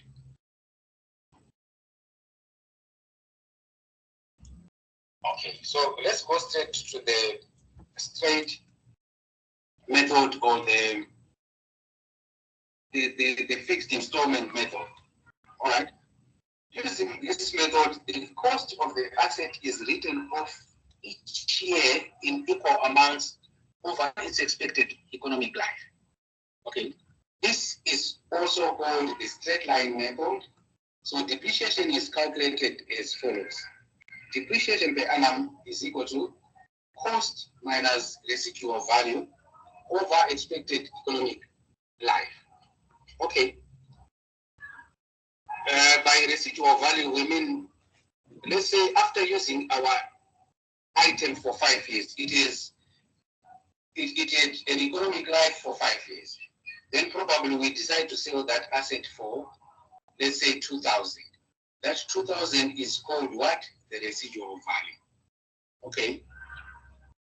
Or what we can do, like when calculating depreciation using the straight line method, sometimes we are given the depreciation rate. Are we together? The depreciation rate, like probably in this case, it's 20% per annum. So what it means is, let's say we are given this rate. What you need basically to do is to say 20% times the cost value of that item, that will be your depreciation. This value is not always 20%, it can be 10%, 5%, 50%, depending on the on the company. All right, we've got an exercise here. Equipment was purchased by VW traders on 1 March this year for 25,800 cash. The expected economic life of the equipment is 5 years, and the expected residual value at the end of 5 years is 800. The financial year of the business ends on the last day of February each year.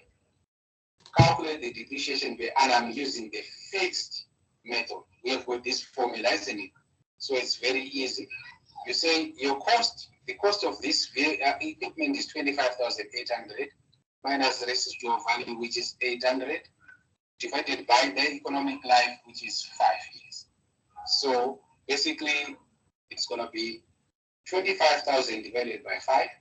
So per year, the depreciation is 5,000.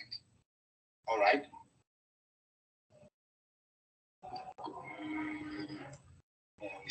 We have a few minutes. Okay, let me also quickly explain this diminishing balance method. Diminishing balance method is equal to the formula cost minus accumulated depreciation times the depreciation rate. All right. We've got this exercise. Equipment was purchased by the same trader for 25,800. Then the expected economic life is 5 years, and the accumulated depreciation is 10,300. Calculate the depreciation at 30% per annum using the diminishing balance method. Okay, so what it means is you come to this formula. What is the cost of this equipment? The cost is 25,800. Then its accumulated depreciation to this year is, in this case, 10,300. So you say cost minus 10,300 times the depreciation rate. We are given the depreciation rate is 30%. Yes. So basically, we are saying 25,800 minus 10,300, which is 15,500, then times 30%. That will be your that will be your depreciation using the diminishing or reducing balance method. All right. I was also going to explain the other depreciation method, but I'm afraid my time is up, and you guys probably are supposed to attend another tutorial. Then I have given my HOD the question paper, the question and the answer on bank reconciliation. Probably what you can do is you can just look at the question if he has issued that to you guys, then see how we got to the answer. Then I will give you my number, my WhatsApp number, so that probably if you meet any challenges, we can discuss that on WhatsApp. Yeah, our time is limited. Sorry for that. Any questions? I can just take questions for about 2-3 minutes. Any questions? Your number, please. Your number, please. Any areas where you need clarifications? Just your number, Please please. give us your numbers because we'll have questions which will take time. So if you can give us your numbers, we Yes. can direct our questions directly to you. All right. So, all right, my phone number is 062 532 1574. I will repeat. My phone number is 062 532 1574. Thank you. Yeah, you can contact me any time. Then we can discuss we can discuss, you know, on this, you know, on this workshop. Anything that you need to clarify, you need clarification, I can do that. All right. Anything else? No, say thank you so much. As long we do have your number. Hello. I'm saying thank you so much. As long we do have your number. If there's anything else, then No, we will contact I you. think I'm fine. Yes. I just wanted to ask, when we are working, I'm not sure which working, I think it's the second exercise you were doing that has the 10,300. Do we first work out what's on the bracket, then multiply it by the 30%, or we calculate one thing to give one answer? Because when I see 15,500 times 30%, it gives me 22,710. Okay. All right. What you need to do is to first calculate the things in the bracket together, which is 25,800 minus 10,300. What do you get first? 15,500, isn't it? All right. If you say cost 25,800 minus 10,300, you get 15,500. Then you multiply that by 30%. 30% is the same as we are saying 30 over 100 times 15,500. Which gives me 4,650. Excellent. That would be the depreciation for that particular year using the diminishing balance method. Yes. Thank you. Hence, I said I needed clarity. Do we first work out what's on the bracket, Yes. then followed by the percentage which we are given? Yes, ma'am. Thanks. That's the right procedure. Thank you so much. All right. Anything else from others? Thank you so much, Or sir. any comments? Or where do you think I can improve in the next workshops? You are free to comment. I think this time around we had such a productive lecture compared to the first workshop we had. Yes. I think I've collected much from you. Thank you so much. Thank you so much. Thank you so much, Thank ma'am, for your you. Covered so much. Thank you. Thank you so much, ma'am. Thank you so much. Yes. All right. All right. Let me not keep you for long because you might be needed in other workshops, isn't it? Yes, I do. Yes. We'll contact you directly. Yes. Thank you so much, ma'am. Thank you for your time. Bye-bye. Bye. So much.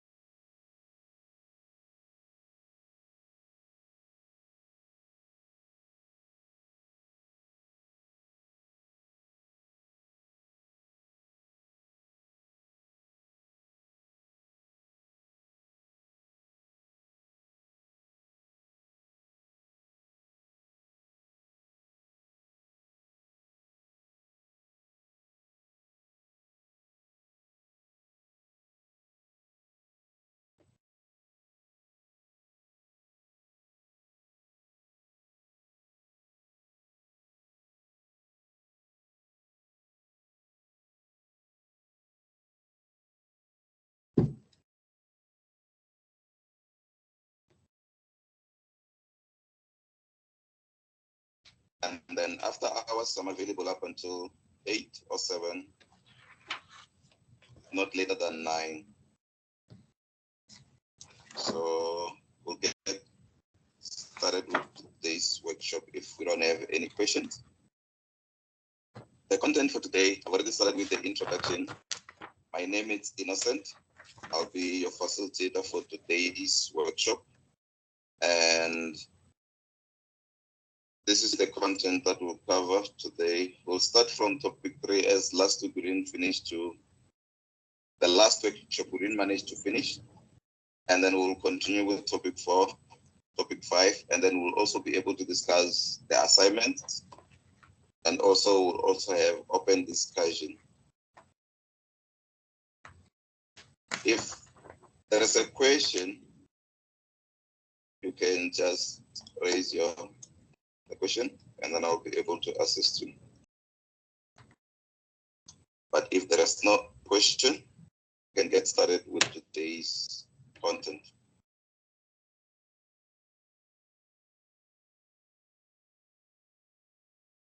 Any questions? No, so you may proceed. All right. With a recap from the previous workshop, we did start from the module overview, and then we also covered topic 1, topic 2, and some of the basics of topic 3. And then after completion of this module, which is Information System 511, and for all the groups that I've mentioned, group C to K, the topic 1, you need to be able to have an knowledge of computer literacy and introduction to computers, where I covered that you really need to pay attention to what is information system, the components of information system, what is a computer, 4 functions of a computer, and categories of computers. Those are the basic things that we need to cover. And then I think I also share notes on the groups. If you have not yet joined the group, I've sent the link to join the group. Topic 2, there is softwares, where we really need to pay much attention to system software and primarily to the operating system, different types of operating system, and the functions of an operating system. Also, on the assignment, there was more questions about the operating system, and I will also do revision before the exam because it's one of the most important topics that we need to cover under system software. And then topic 3, you need to demonstrate understanding of the system unit. We'll cover again today with revision about the system unit. Topic 4, you need to demonstrate knowledge of input and output. Topic 5, define what storage is and different types of storage. What I would like to emphasize about this overview, topic 4, it's very important for your exam. Topic 2, it's very important for your exam. Like, those are the topics that will normally pick for long questions. So please pay attention to those topics. And then I will also be giving you tips to which section. And then those are some of the sections that we'll cover today that you need to really pay much attention to them. And if there are questions, you will just raise your thumb. With the overview of the Microsoft Teams, if you're using the mobile one, at the bottom, there is camera, microphone, and 3 dots. Under 3 dots, that's where you will be able to see the thumbs, the love, the tipping of hands, and then you can also raise a question if you need to raise a question. With the prescribed textbook, I have provided a link where you can download this prescribed textbook. You don't have to go ahead and buy a copy. It's Discovering Computers Essential 2018, Digital Technology, Data and Devices, first edition by Ms. E. Vermont. So this is the prescribed textbook that we need to use. You don't have to go and buy the book. You can just send me an email. My contact details for those that are just joined now, it's iNCENTS@richfield.ac.za. That's my email address. My WhatsApp number, I'm available on 066 450 1352. You don't have to call this number because it's not available on a voice call. It's only available for WhatsApp contact. So these are my contact details if you're looking for it. Let's get this book. So we'll just quickly jump to topic 3. If we are all here and you can hear me, you can proceed. You can just raise your hand. One thing that I would like to say is you are welcome. Thank you for joining and taking time. I understand that you've been attending different workshops since in the morning, but I would like to pay attention for the next 45 minutes, and then we'll have an open discussion where you'll raise hands and I will try to answer the questions that you'll have. And then in topic 3, we also did an introduction on the second workshop. It's the system unit. Upon completion of this topic, we should be able to do the following. Firstly, is to define what a system unit is and identify its components. From topic 1, we have learned about different categories of computers, starting from desktop, workstation, mobile computers, which cover from a laptop, a notebook, a tablet, and we also have mobile devices, and we also have workstation, we also have gaming consoles. They have different system units, and the components that are attached to them, they'll be different. And we're gonna look on those different components and the system units today. The second outcome, we also need to be able to define what a CPU is and how does the CPU process data. CPU stands for Central Processing Unit. It's the brain of the computer. The third outcome is differentiate between a RAM and a ROM and explain their use and characteristics of these two different components that you find. RAM stands for Random Access Memory. This is the primary memory of the computer. And then ROM stands for Read-Only Memory. Normally it's stored on a chip or on the motherboard, which is fine on another motherboard. The other one, it will be for storage purposes. The other one, it will be for reading purposes like your DVD-ROM or CD-ROM. So its only purpose is just to read the data that it's stored on a storage device. And then RAM normally works as a center, which it will fetch data from the input device, and then it will send it to the CPU. When the CPU is done processing the data, the RAM will fetch it and then send it to the relevant component, which will be either an output or storage device. So that's the function of a RAM and its explanation, but we'll go into much detail about a RAM. The fourth outcome is to explain what a matching language is and its purpose, what matching language is and its purpose. When we learn about the definition of a computer, we learn that it's an electronic device that manipulates data, process the data to be a useful form that it's called information. And then at a later stage, it will be stored, and then at a later stage will be used. So it's any device that is an electronic data manipulated, it will be classified as a computer. So what machine language is based, it's based on electrons, electricity. And electricity, it has two states, which is on and off, on and off. So it's stored into signal, and the signal is either 1 or 0.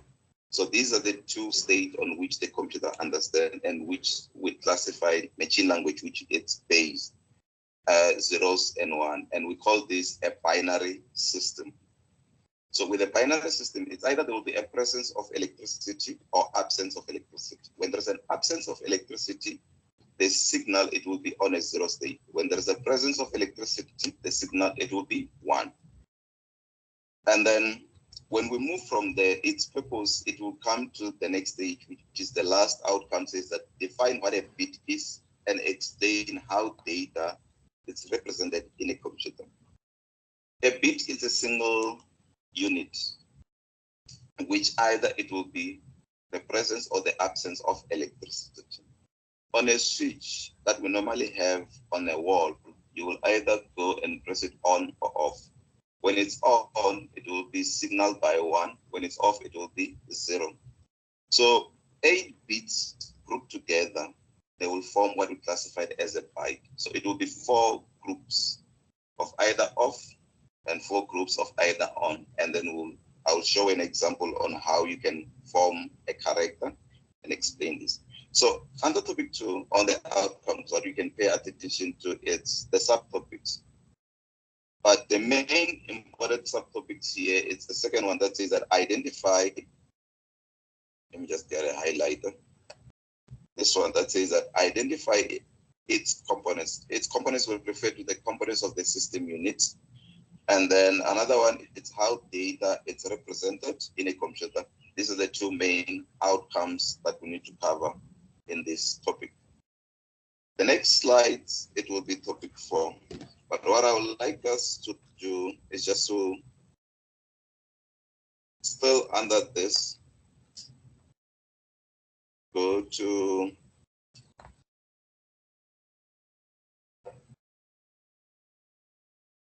the notes that I have sent to the group. I understand that some of us will don't have the notes. So what I'll do is this.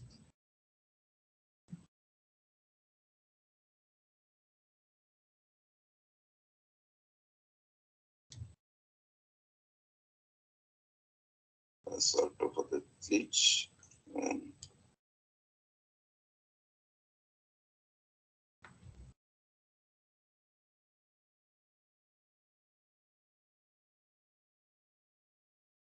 So these are the components of the system units, and these are the system units of different computers that I was referring to. So the case contains and protects electronic components of the computer or mobile devices. So if I can zoom slightly, here you have a desktop system unit. On the second one, you have all-in-one system unit. And then on a portable computer, a tablet and a laptop, you have at the bottom a system unit. And then on a tablet, you have it at the back. On a laptop, this will be the system unit. Gaming consoles, it will be the system unit.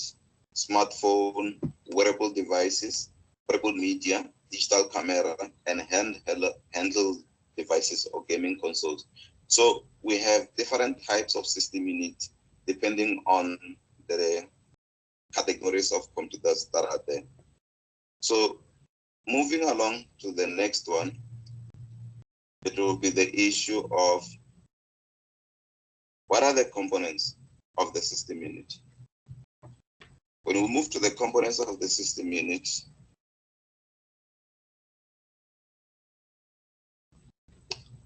the next one, it will be this. The first one on top here is the power supply unit, which normally does 2 things.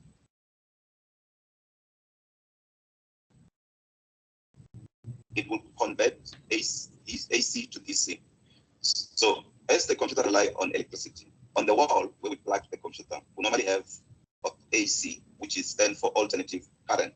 And then the components inside the system unit, they normally rely or understand DC, which is direct current. So the power supply unit will convert AC into DC. And we have different types of power supply units, depending on the computer that you have. We also have what we call a motherboard, which we normally define inside a case of a desktop. A motherboard on a laptop, it will be at the bottom under your keyboard, as a laptop has an inbuilt keyboard. So under the keyboard, that's where you'll find the motherboard. We also have a processor, which is a CPU. There are different types of processors that you'll find. That will also something that you find under the system unit. I forgot to ask, I don't know if all of us can be able to see the presentation. If we can see the presentation, let's just raise our hand. And then we also have memories. They will be different from a notebook and a laptop. Can we see the presentation? Yes, yes. Okay, because I might continue and find that the presentation is not visible. We also have adapter cards, which range from a sound card, a video card, and a network card, depending on the device that you are building or the computer. Some, they don't come with it. But we also have another component which is very crucial on the cooling of the processor. So this we refer to a fan or a heatsink. These are the components that you normally find under the system unit. The next thing that I would like to cover is the motherboard, which is the main circuit board of the computer, and they are different. And on the multiple choice, they love this question to ask you what is a chip or what is the main circuit board of a computer. What you need to remember, it's a motherboard. And we also have different components of the system unit, which covers from the CPU. It covers from the motherboard, power supply, sound card, memory. Memory we refer to the primary memory. We also have a secondary memory that is found within the CPU. Secondary memory is storage. So that it's also found within the system unit. So that's for topic 1. The next thing that we need to look again, it will be under this. It's how data is represented. And I think I can explain this in much details. Let me just do this. How data is represented is normally there are 2 types of data that is which we need to store. So their bits are single units, and then 8 bits grouped together, 8 of them, which is a single unit on and off, 8 of them, they will form a byte, which is a single character, which could be a field, a text, a number, or alphabets. That's 8-bit grouped together. And then from there, 1024, which is 1,000 bytes, they will form 1 kilobyte. And the 1024 kilobyte, they will form 1 megabyte. 1024 megabytes, they form a gigabyte. 1,000 gigabytes, they form a terabyte, and then it continues. So there's a difference between on how data is stored on a network or how it's transmitted on a network. Data on a network is transmitted in a single unit, which are bits. So they will be always in bits or in single units. So that is the reason that you will find that a network speed, it could be measured on megabits or kilobits or gigabits. So it's a small letter B. Whereas that when we're referring to storage or storing of data, it will be a capital letter B, that it will be either KB or MB or GB or TB. It will be having a capital letter B. So that's how data is represented. So that will be a revision for topic 3. I'm not sure if there are any questions before we move to the next chapter. If there are questions, please, you can ask or raise your hand. And the next chapter, which is chapter 4 or topic 4, it's divided into 2 sections. So if there are questions, you can just raise your hand, and then I'll just try to wait a little bit, but I want to go slowly in topic 4 because it's very important. And I'm going to divide topic 4 into 2 sections where we have input and output. So while we are still waiting for the question for the previous topic, if you don't have any questions, it's fine. We can move on to the next one. So with topic 4, it has 2 sections, input and output. So we have types of input and we have input devices. I'm going to firstly start with types of inputs, and then we'll go to input devices. The same thing that I'll do with the second part, which, as I've said, that it's divided into 2 sections. So upon completion of topic 4, when you are studying, what you need to do on the first part, you need to be able to define what input is and types of input. As I've said, that I'll start with the section of input.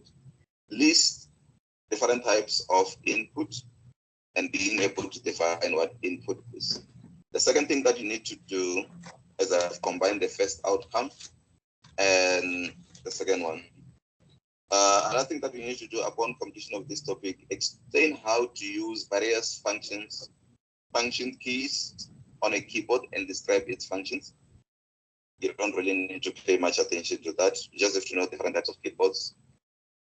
Know how a mouse and the various other pointing devices are used and how they operate. In topic 1, I just want to refer to topic 1 as when we are looking at the functions of a computer. The first one, it was input. So under input, the primary input device is a keyboard followed by a mouse. When we are in topic 4, when we are referring to input, and then now a mouse falls under what we classified as pointing device, which under the pointing device, they do other functionality as to control the cursor on the screen. You can also select and right click to do a lot of things with a pointing device. You have a mouse, you have a touchpad, you have a tracking ball. There are a lot of different types of pointing device. You have a stylus or a digital pen. We'll go into those ones. Those are what we classify as pointing device. So the subtopic, what you need to pay attention when we are looking under input, it's list various types of inputs and how the computer uses them. So I'm just going to quickly jump into those ones. So when you are using the study guide or the notes that I've provided you or the prescribed textbook, there are 4 types of inputs. I don't have to go to the prescribed textbook or open them. The first one is data. The second one is command. I'm not giving them in a way on how they listed them. Another one that you will have, it's program, and the last one is user response. So how they have sorted them out on your study guide, the first one, or how they go, it's the data. That's the first thing that you can input into the computer. The second input that you can undertake is a program.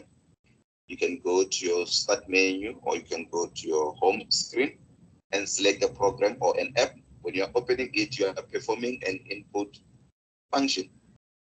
The third one, it's a command, where you are either selecting, highlighting, closing, double clicking. You are issuing a command. When you're typing, you're issuing a command, and the computer will follow that command. That's a type of an input. Another type of an input is the last one, which is a user response. These are the given questions that you get when you are interacting with a computer or with a device. So for an example, you might be busy with Microsoft Word. You decide to close the program. And then if you have not yet saved the data or the document that you are working with, it will normally ask you 3 questions: save, do not save, or cancel. That's a question that you are asked, and then you need to give a response into that. So that's the last type of an input. Another thing that is there is to describe different methods on how data can be sourced or how data can be generated or copied from hard copies into soft copy. We'll discuss scanners. So what I will do, I don't think that we have to go to the types, but I will do this when I'm done also with the second part, and then just show you a few notes that are there. So here is what an input is. Input is any data and instruction entered into the memory of the computer. That's what input is. And we have various forms of input device. I'm going to show a brief of notes about this on another slides. And then the second part, which is output. On completion of this section of the topic, we need to be able to do this. List and describe the various types of output devices. List and explain differences between impact and non-impact printer. Guys, I don't know how to emphasize this. It's very important. Please note it down that when you're studying this topic, you make sure you cover this section for an exam, also for supplementary. Please, long question, short question. This section will be there are two types of printers, impact and non-impact. I will explain into them. And then the next outcome is describe the various types of printed out. So how do you get hard copies or forms of data that you have processed it in a form of which you can hold it? So normally it's documents, forms, reports, and other sort of things that you can print out. I'm not going to go into the details about that. The last one is recognize and identify different types of displays device. So there are different types of output. So types of outputs include these four things. Text, you can view the results in a form of a text. So when the computer processes it, you will either see the results on a screen or printed out. So text, you can either see it on the screen or printed out via a printer. Another type of an output, it will be video. Video, you can be able to see it on a screen or on a display device. Another type of output is audio, which you normally will hear it through speakers, audio or sound. So it's speakers that you normally hear that type of an output. And lastly, it's graphic. And then graphics, normally you're still gonna see it through printed media or screen. So those are the four types of output. Text, video, audio, and graphic.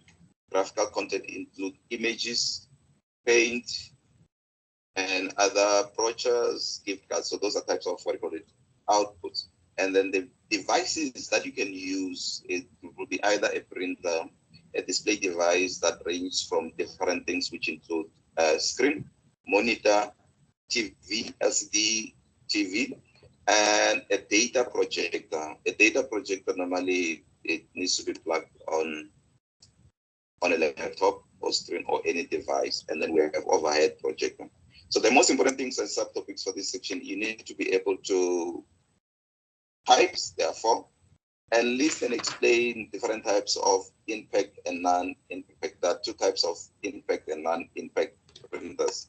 So what I would like to do is to show you guys the notes.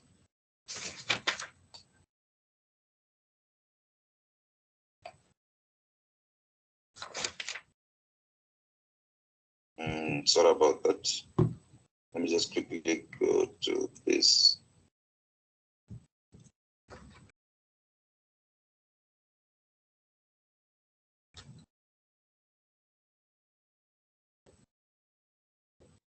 It's chapter 7. I will just share quickly.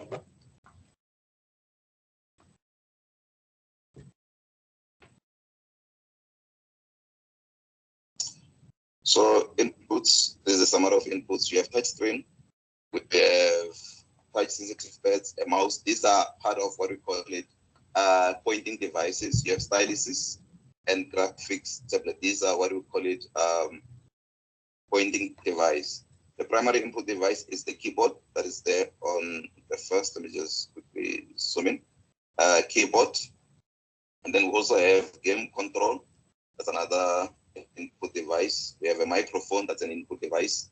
Inbuilt webcam or a digital camera, that's an input device. A scanner, that's an input device. And we have different types of scanners. Different types of scanners with their OMR devices, barcode reader, RFID reader, radio frequency identification cards reader, and then we also have a magnetic stripe cards reader.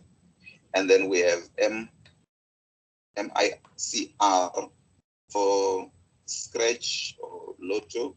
We normally use this, or you can also use it for check in the bank industry. That's another type of a scanner.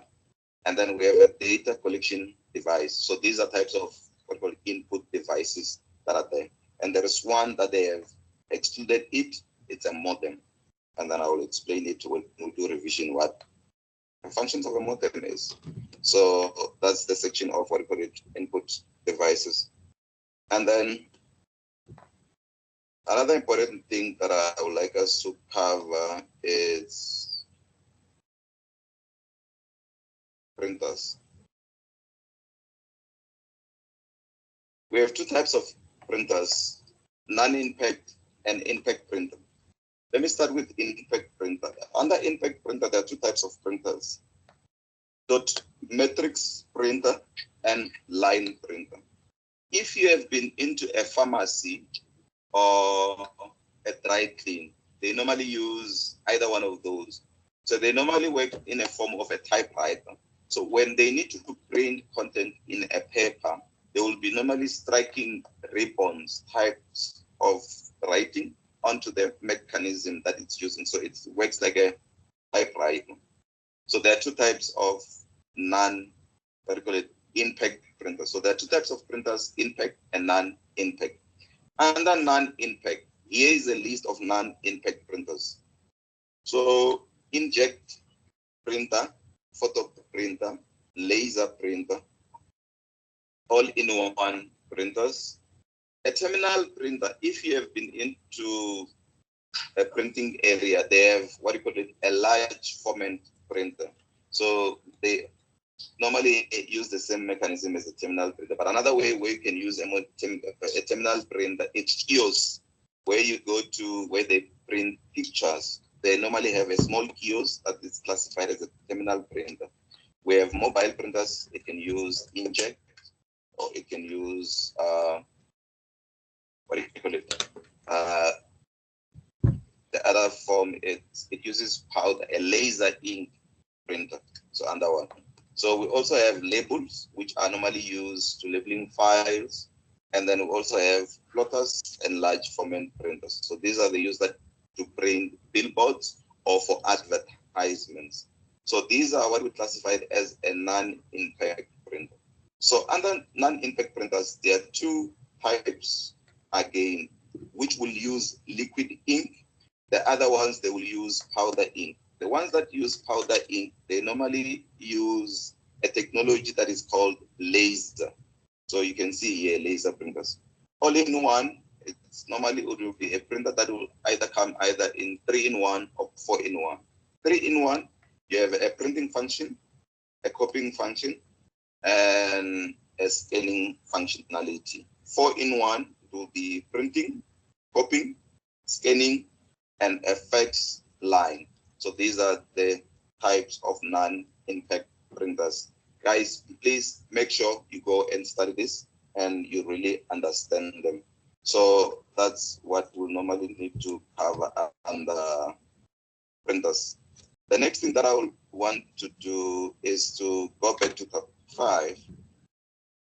And then when we do the last topic, it's very short. It's not that long. And from there, we will be open for questions and discussions. Let me just quickly go back.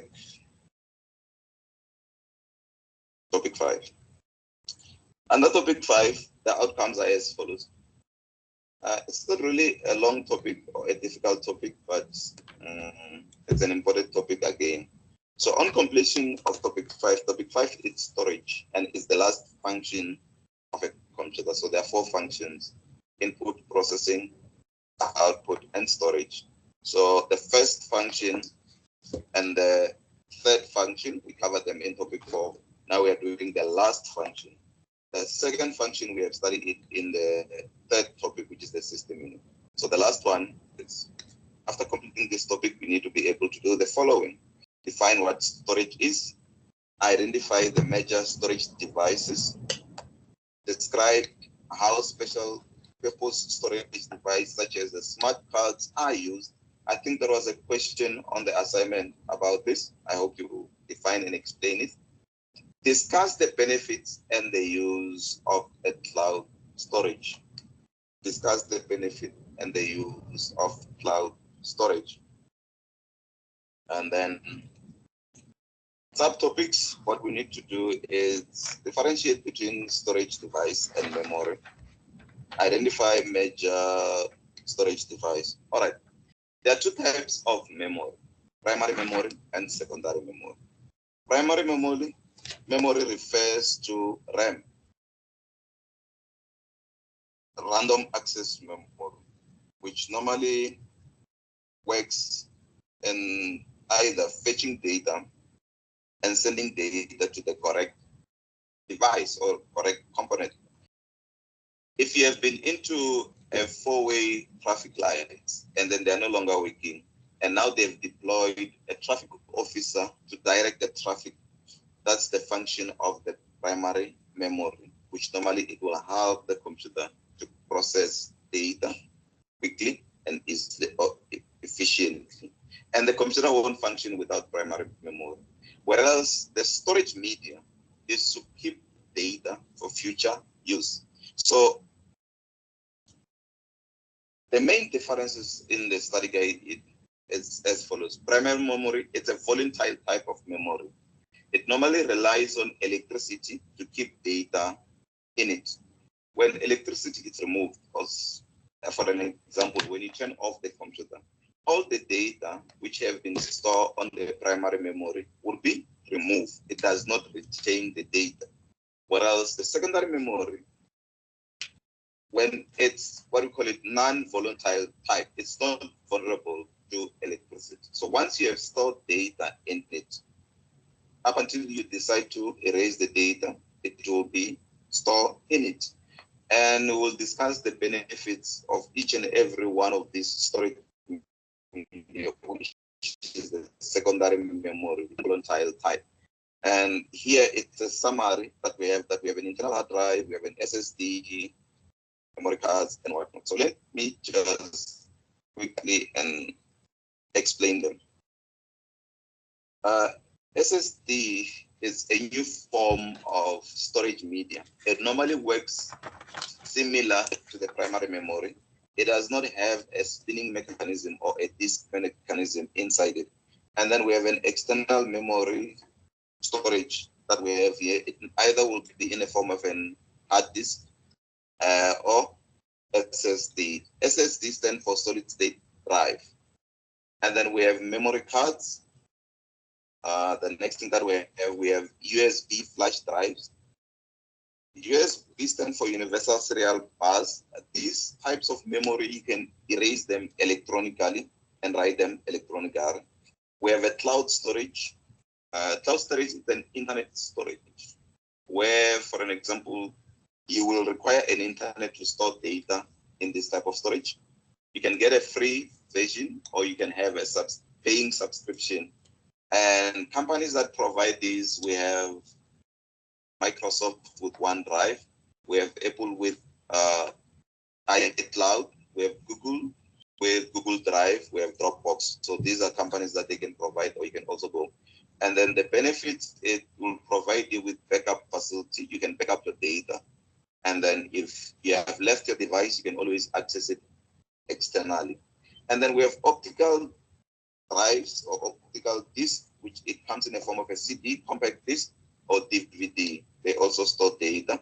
We also have network attached storage in the form of a NAS, which it works on a network. So if, let's take that in your house or at home or in your office, you don't have a server, but you have more than 6 computers or 5 computers that you want them to share data or access data, and you can normally use a NAS. NAS normally uses internal hard disk or SSD as storage. And then we have magnetic stripe cards. This is the black section of a card. And then we also have a smart cards that uses in a chip, that it comes in a form of a smart chip that provide better security. We have RFID tags. These are normally used for toll gates, access boom gates or office area. And then we also have an NFC. That's the last type of a storage, which normally use the same technology of RFID. So these are storage medium that you can use and the benefits of them.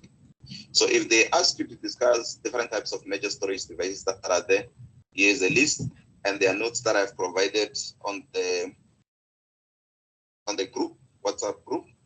On the Moodle account, go to topic 5. You will still find topic notes, and then you can download them. And they're there. You'll find a list and also the prescribed textbook. And then moving along, it will be a section for assignments. So before we can discuss assignments, is there a questions that you need clarity on the topics that we have covered, and what are some of the things that you will need to go when you're studying? What I'll share again that I've shared on the second workshop is study guide, use it as a reference tool on what are the sections that you need to cover, not as the main study syllabus. On the Moodle account, we have provided notes that are from the prescribed textbook, topic 1 to topic 5, that you can download. The prescribed textbook, you don't have to buy, but there's a link that I can share. You can just ask me on the email or join the WhatsApp group. I'll provide you with the prescribed textbook and you can use.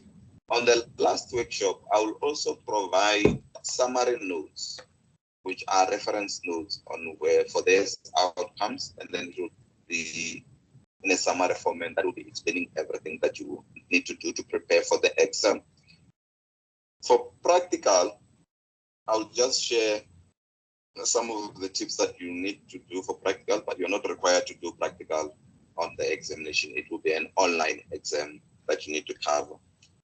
So coming to assignments, here in front of us, assignment 1, it's done. Assignment 2, it's done. So I see that there's a hand. Yes, Letty, you can ask. Oh, yes, sir. You said there are 4 types of input, ne? Yes. Yes, I just want to make sure it's data, program, and user response, and the command. Yes. Is that one? I just want to make sure. Those are the 4 types of what you call it, of input. So the first one is data. Yes. Data refer to raw facts that have not yet been processed. So it can include characters, numbers, alphabets, okay. Source documents, that it will be data. Data. And then again, we can use different forms of devices to capture data. Like, for instance, you can take a picture, but if these pictures have not yet been processed or stored in a way that a person who's using the pictures can understand, it's still in a data format. I can record my voice using a microphone. That will be still in a data format. So that's what data is. The second one is a program. When you go to your device and open an app or a program or a software, when it's running or loading into a memory, you will take the RAM, will fetch it from the storage media where it has been stored. And then from there, it will load on the CPU, and then the CPU will be running the program. So that's what the second function is. The program is a software that we use. And the third one is command. When you are issuing a command, let's say that you are, like here, for instance, I have a cursor. I can come to the slide to say that I want to just show all slides. I just press show all slides, and the computer responded to that command. And then I click to this one, it have responded to the command that I have issued. But if let's take that I can close, and without saving this, that's when it will go to the last one, which is a user response. Okay. I don't know if I have explained that properly. Yes. There's another one. There's another one thing. You were talking about the secondary memory. Yes. The storage of. Can you please? A secondary memory. There are 2 types of memory: primary and secondary. Primary refer to the RAM, which is a volatile type memory. Yes. And then secondary, it's non-volatile type of a memory that refers to storage, which is topic 5. Okay. When data is stored on the secondary memory, it does not have vulnerability that if I remove the USB and go and plug the USB on another computer, the data that I have copied it to that device, it will still be in the device. That's the reason that it's non-volatile. It's not vulnerable when it comes to losing the data or the contents that it's there. But it will also depend on the characteristics of the device, because when you have cassette tape can store data up until 140 years. An SSD can store data up until 100 years. Hard drive, I think its lifespan it's 14 years. And then so those are some of the things that are there. Okay. Then you specified Yes. about 2 types of memory. You said it's primary and secondary, right? Yes. Oh, okay. I think I'm clear now for now. All Thank you. right. Thank you so much, Innocent. All right, you're welcome. Is there another question? For me, I'm fine for now. I'm gonna just go through in whatever that you were explaining right now, like trying to modify my knowledge. All right. Yeah, thank you so much. All right, guys. With assignments, assignment 1 is done. Assignment 2, busy with it and busy marking. I have a concern, and then I understand that it might be the first time that you're doing the assignment, and some of the assignments, they don't really meet the standard or the information that have been provided. It's not enough. And I will be leaving comments, and if please guys just go and check on the Moodle account if I've given you a comment, and you can interact with the comments and also send me a message, and then I'll be able to work with you. And the main reason with assignment 2, guys, I want you guys, all of you, to get better marks or to perform. But that's something that is there. And I know that there are people that were struggling with other things, and some of you guys didn't manage to join the group. But I'm still busy with making your assignment 2. With assignment 3, please guys, don't rush. I would like to also drop again the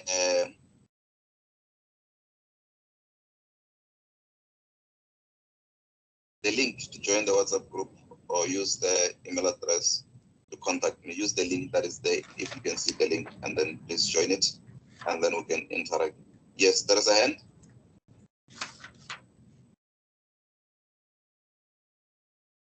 Hello? Okay. Is there questions that we have? No, for now, I'm fine. Okay. Yes. Guys, with assignment 3, it's a multiple choice. There are 25 of them. Yes. And some of them, I know that they are complicated. Some of them, they are difficult or they're challenging. Some of them, they have errors. And then if you find those that have errors and then you're sure, please drop me an email, and then I'll be able to respond into it. And there are those that are obviously out of questions, and you will easily eliminate them. So when you're attempting your assignment 3, and to make sure that you score the highest marks, yes, start by the obvious one that are out, that are not from that section. So normally all of them, they will be from a certain section. So try to relate with the section that what are they discussing and what is it that it's there. And then, but I will be able to also to assist you. Please drop a message onto the group after you have joined the group. I've dropped the link. I think you can see on the chat. So just go to chats on the section there, and then please copy the link, and then you will be able to access it, or use this. Send me a message on my WhatsApp number. I will send you the link to the WhatsApp group if you have not yet joined the 511 WhatsApp group. But if you don't really need it, it's not compulsory. And then, yeah, that's it for today. Any questions? Thank you so much for now. By my side, I don't know the others. Guys, if you have questions, please raise hand. If you understand or everything it was clear, please do the thumb up or clap if you are fine, so that I'll give you time to go and join the next workshop. I also have another workshop that will be coming from one to the next one, and then you will also have a few minutes break if you need to go to get some refreshments before you join the next workshop. Do you guys have any questions?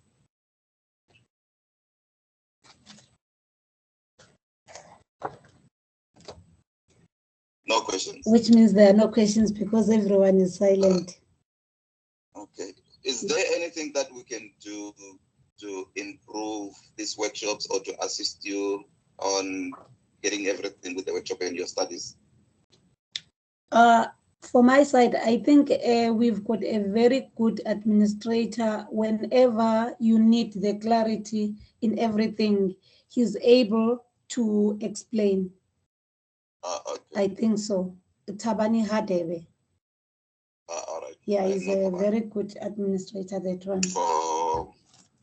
For information Like, C, Group C. Yes, he's a very good one. Like, for me, it's the first time I do what I'm doing, but believe me, I'm trying my best because of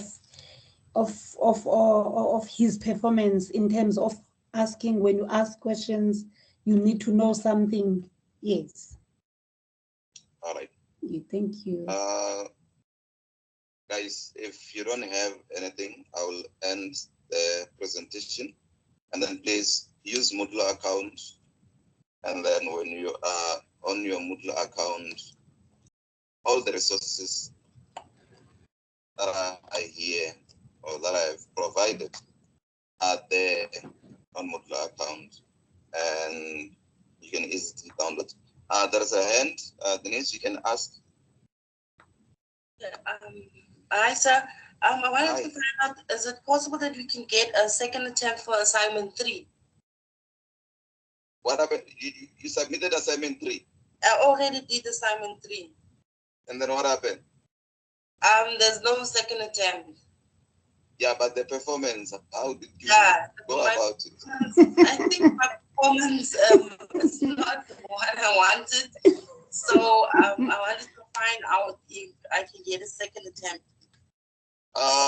Email me your, with assignment 3 is not possible, but email me your student number. I'll be able to check your assignment 2, but you'll be able to, what do you call this, to improve with assignment 2. But guys, another thing that I have left out, let me just quickly go back. It's this. Sorry, I'm sharing something. Not this one. It's on your assessments. You still stand a good chance, guys, to pass. Like, you still really stand a good chance to pass, because normally everything it's weighed and valued on the last one. What do you call it? It's 40%. Those 3 assessments, so you still stand a good chance to pass. At the examination, it constitutes 60%. So please email me your details, and then I'll see on what will happen with assignment 2. Guys, thank you for joining. What I would like to do is to stop the recording, and the recording will be available for you guys, and you can go and join the next workshop. Okay, thank you, sir. Thank you so much. All right, bye. Thank you, bye.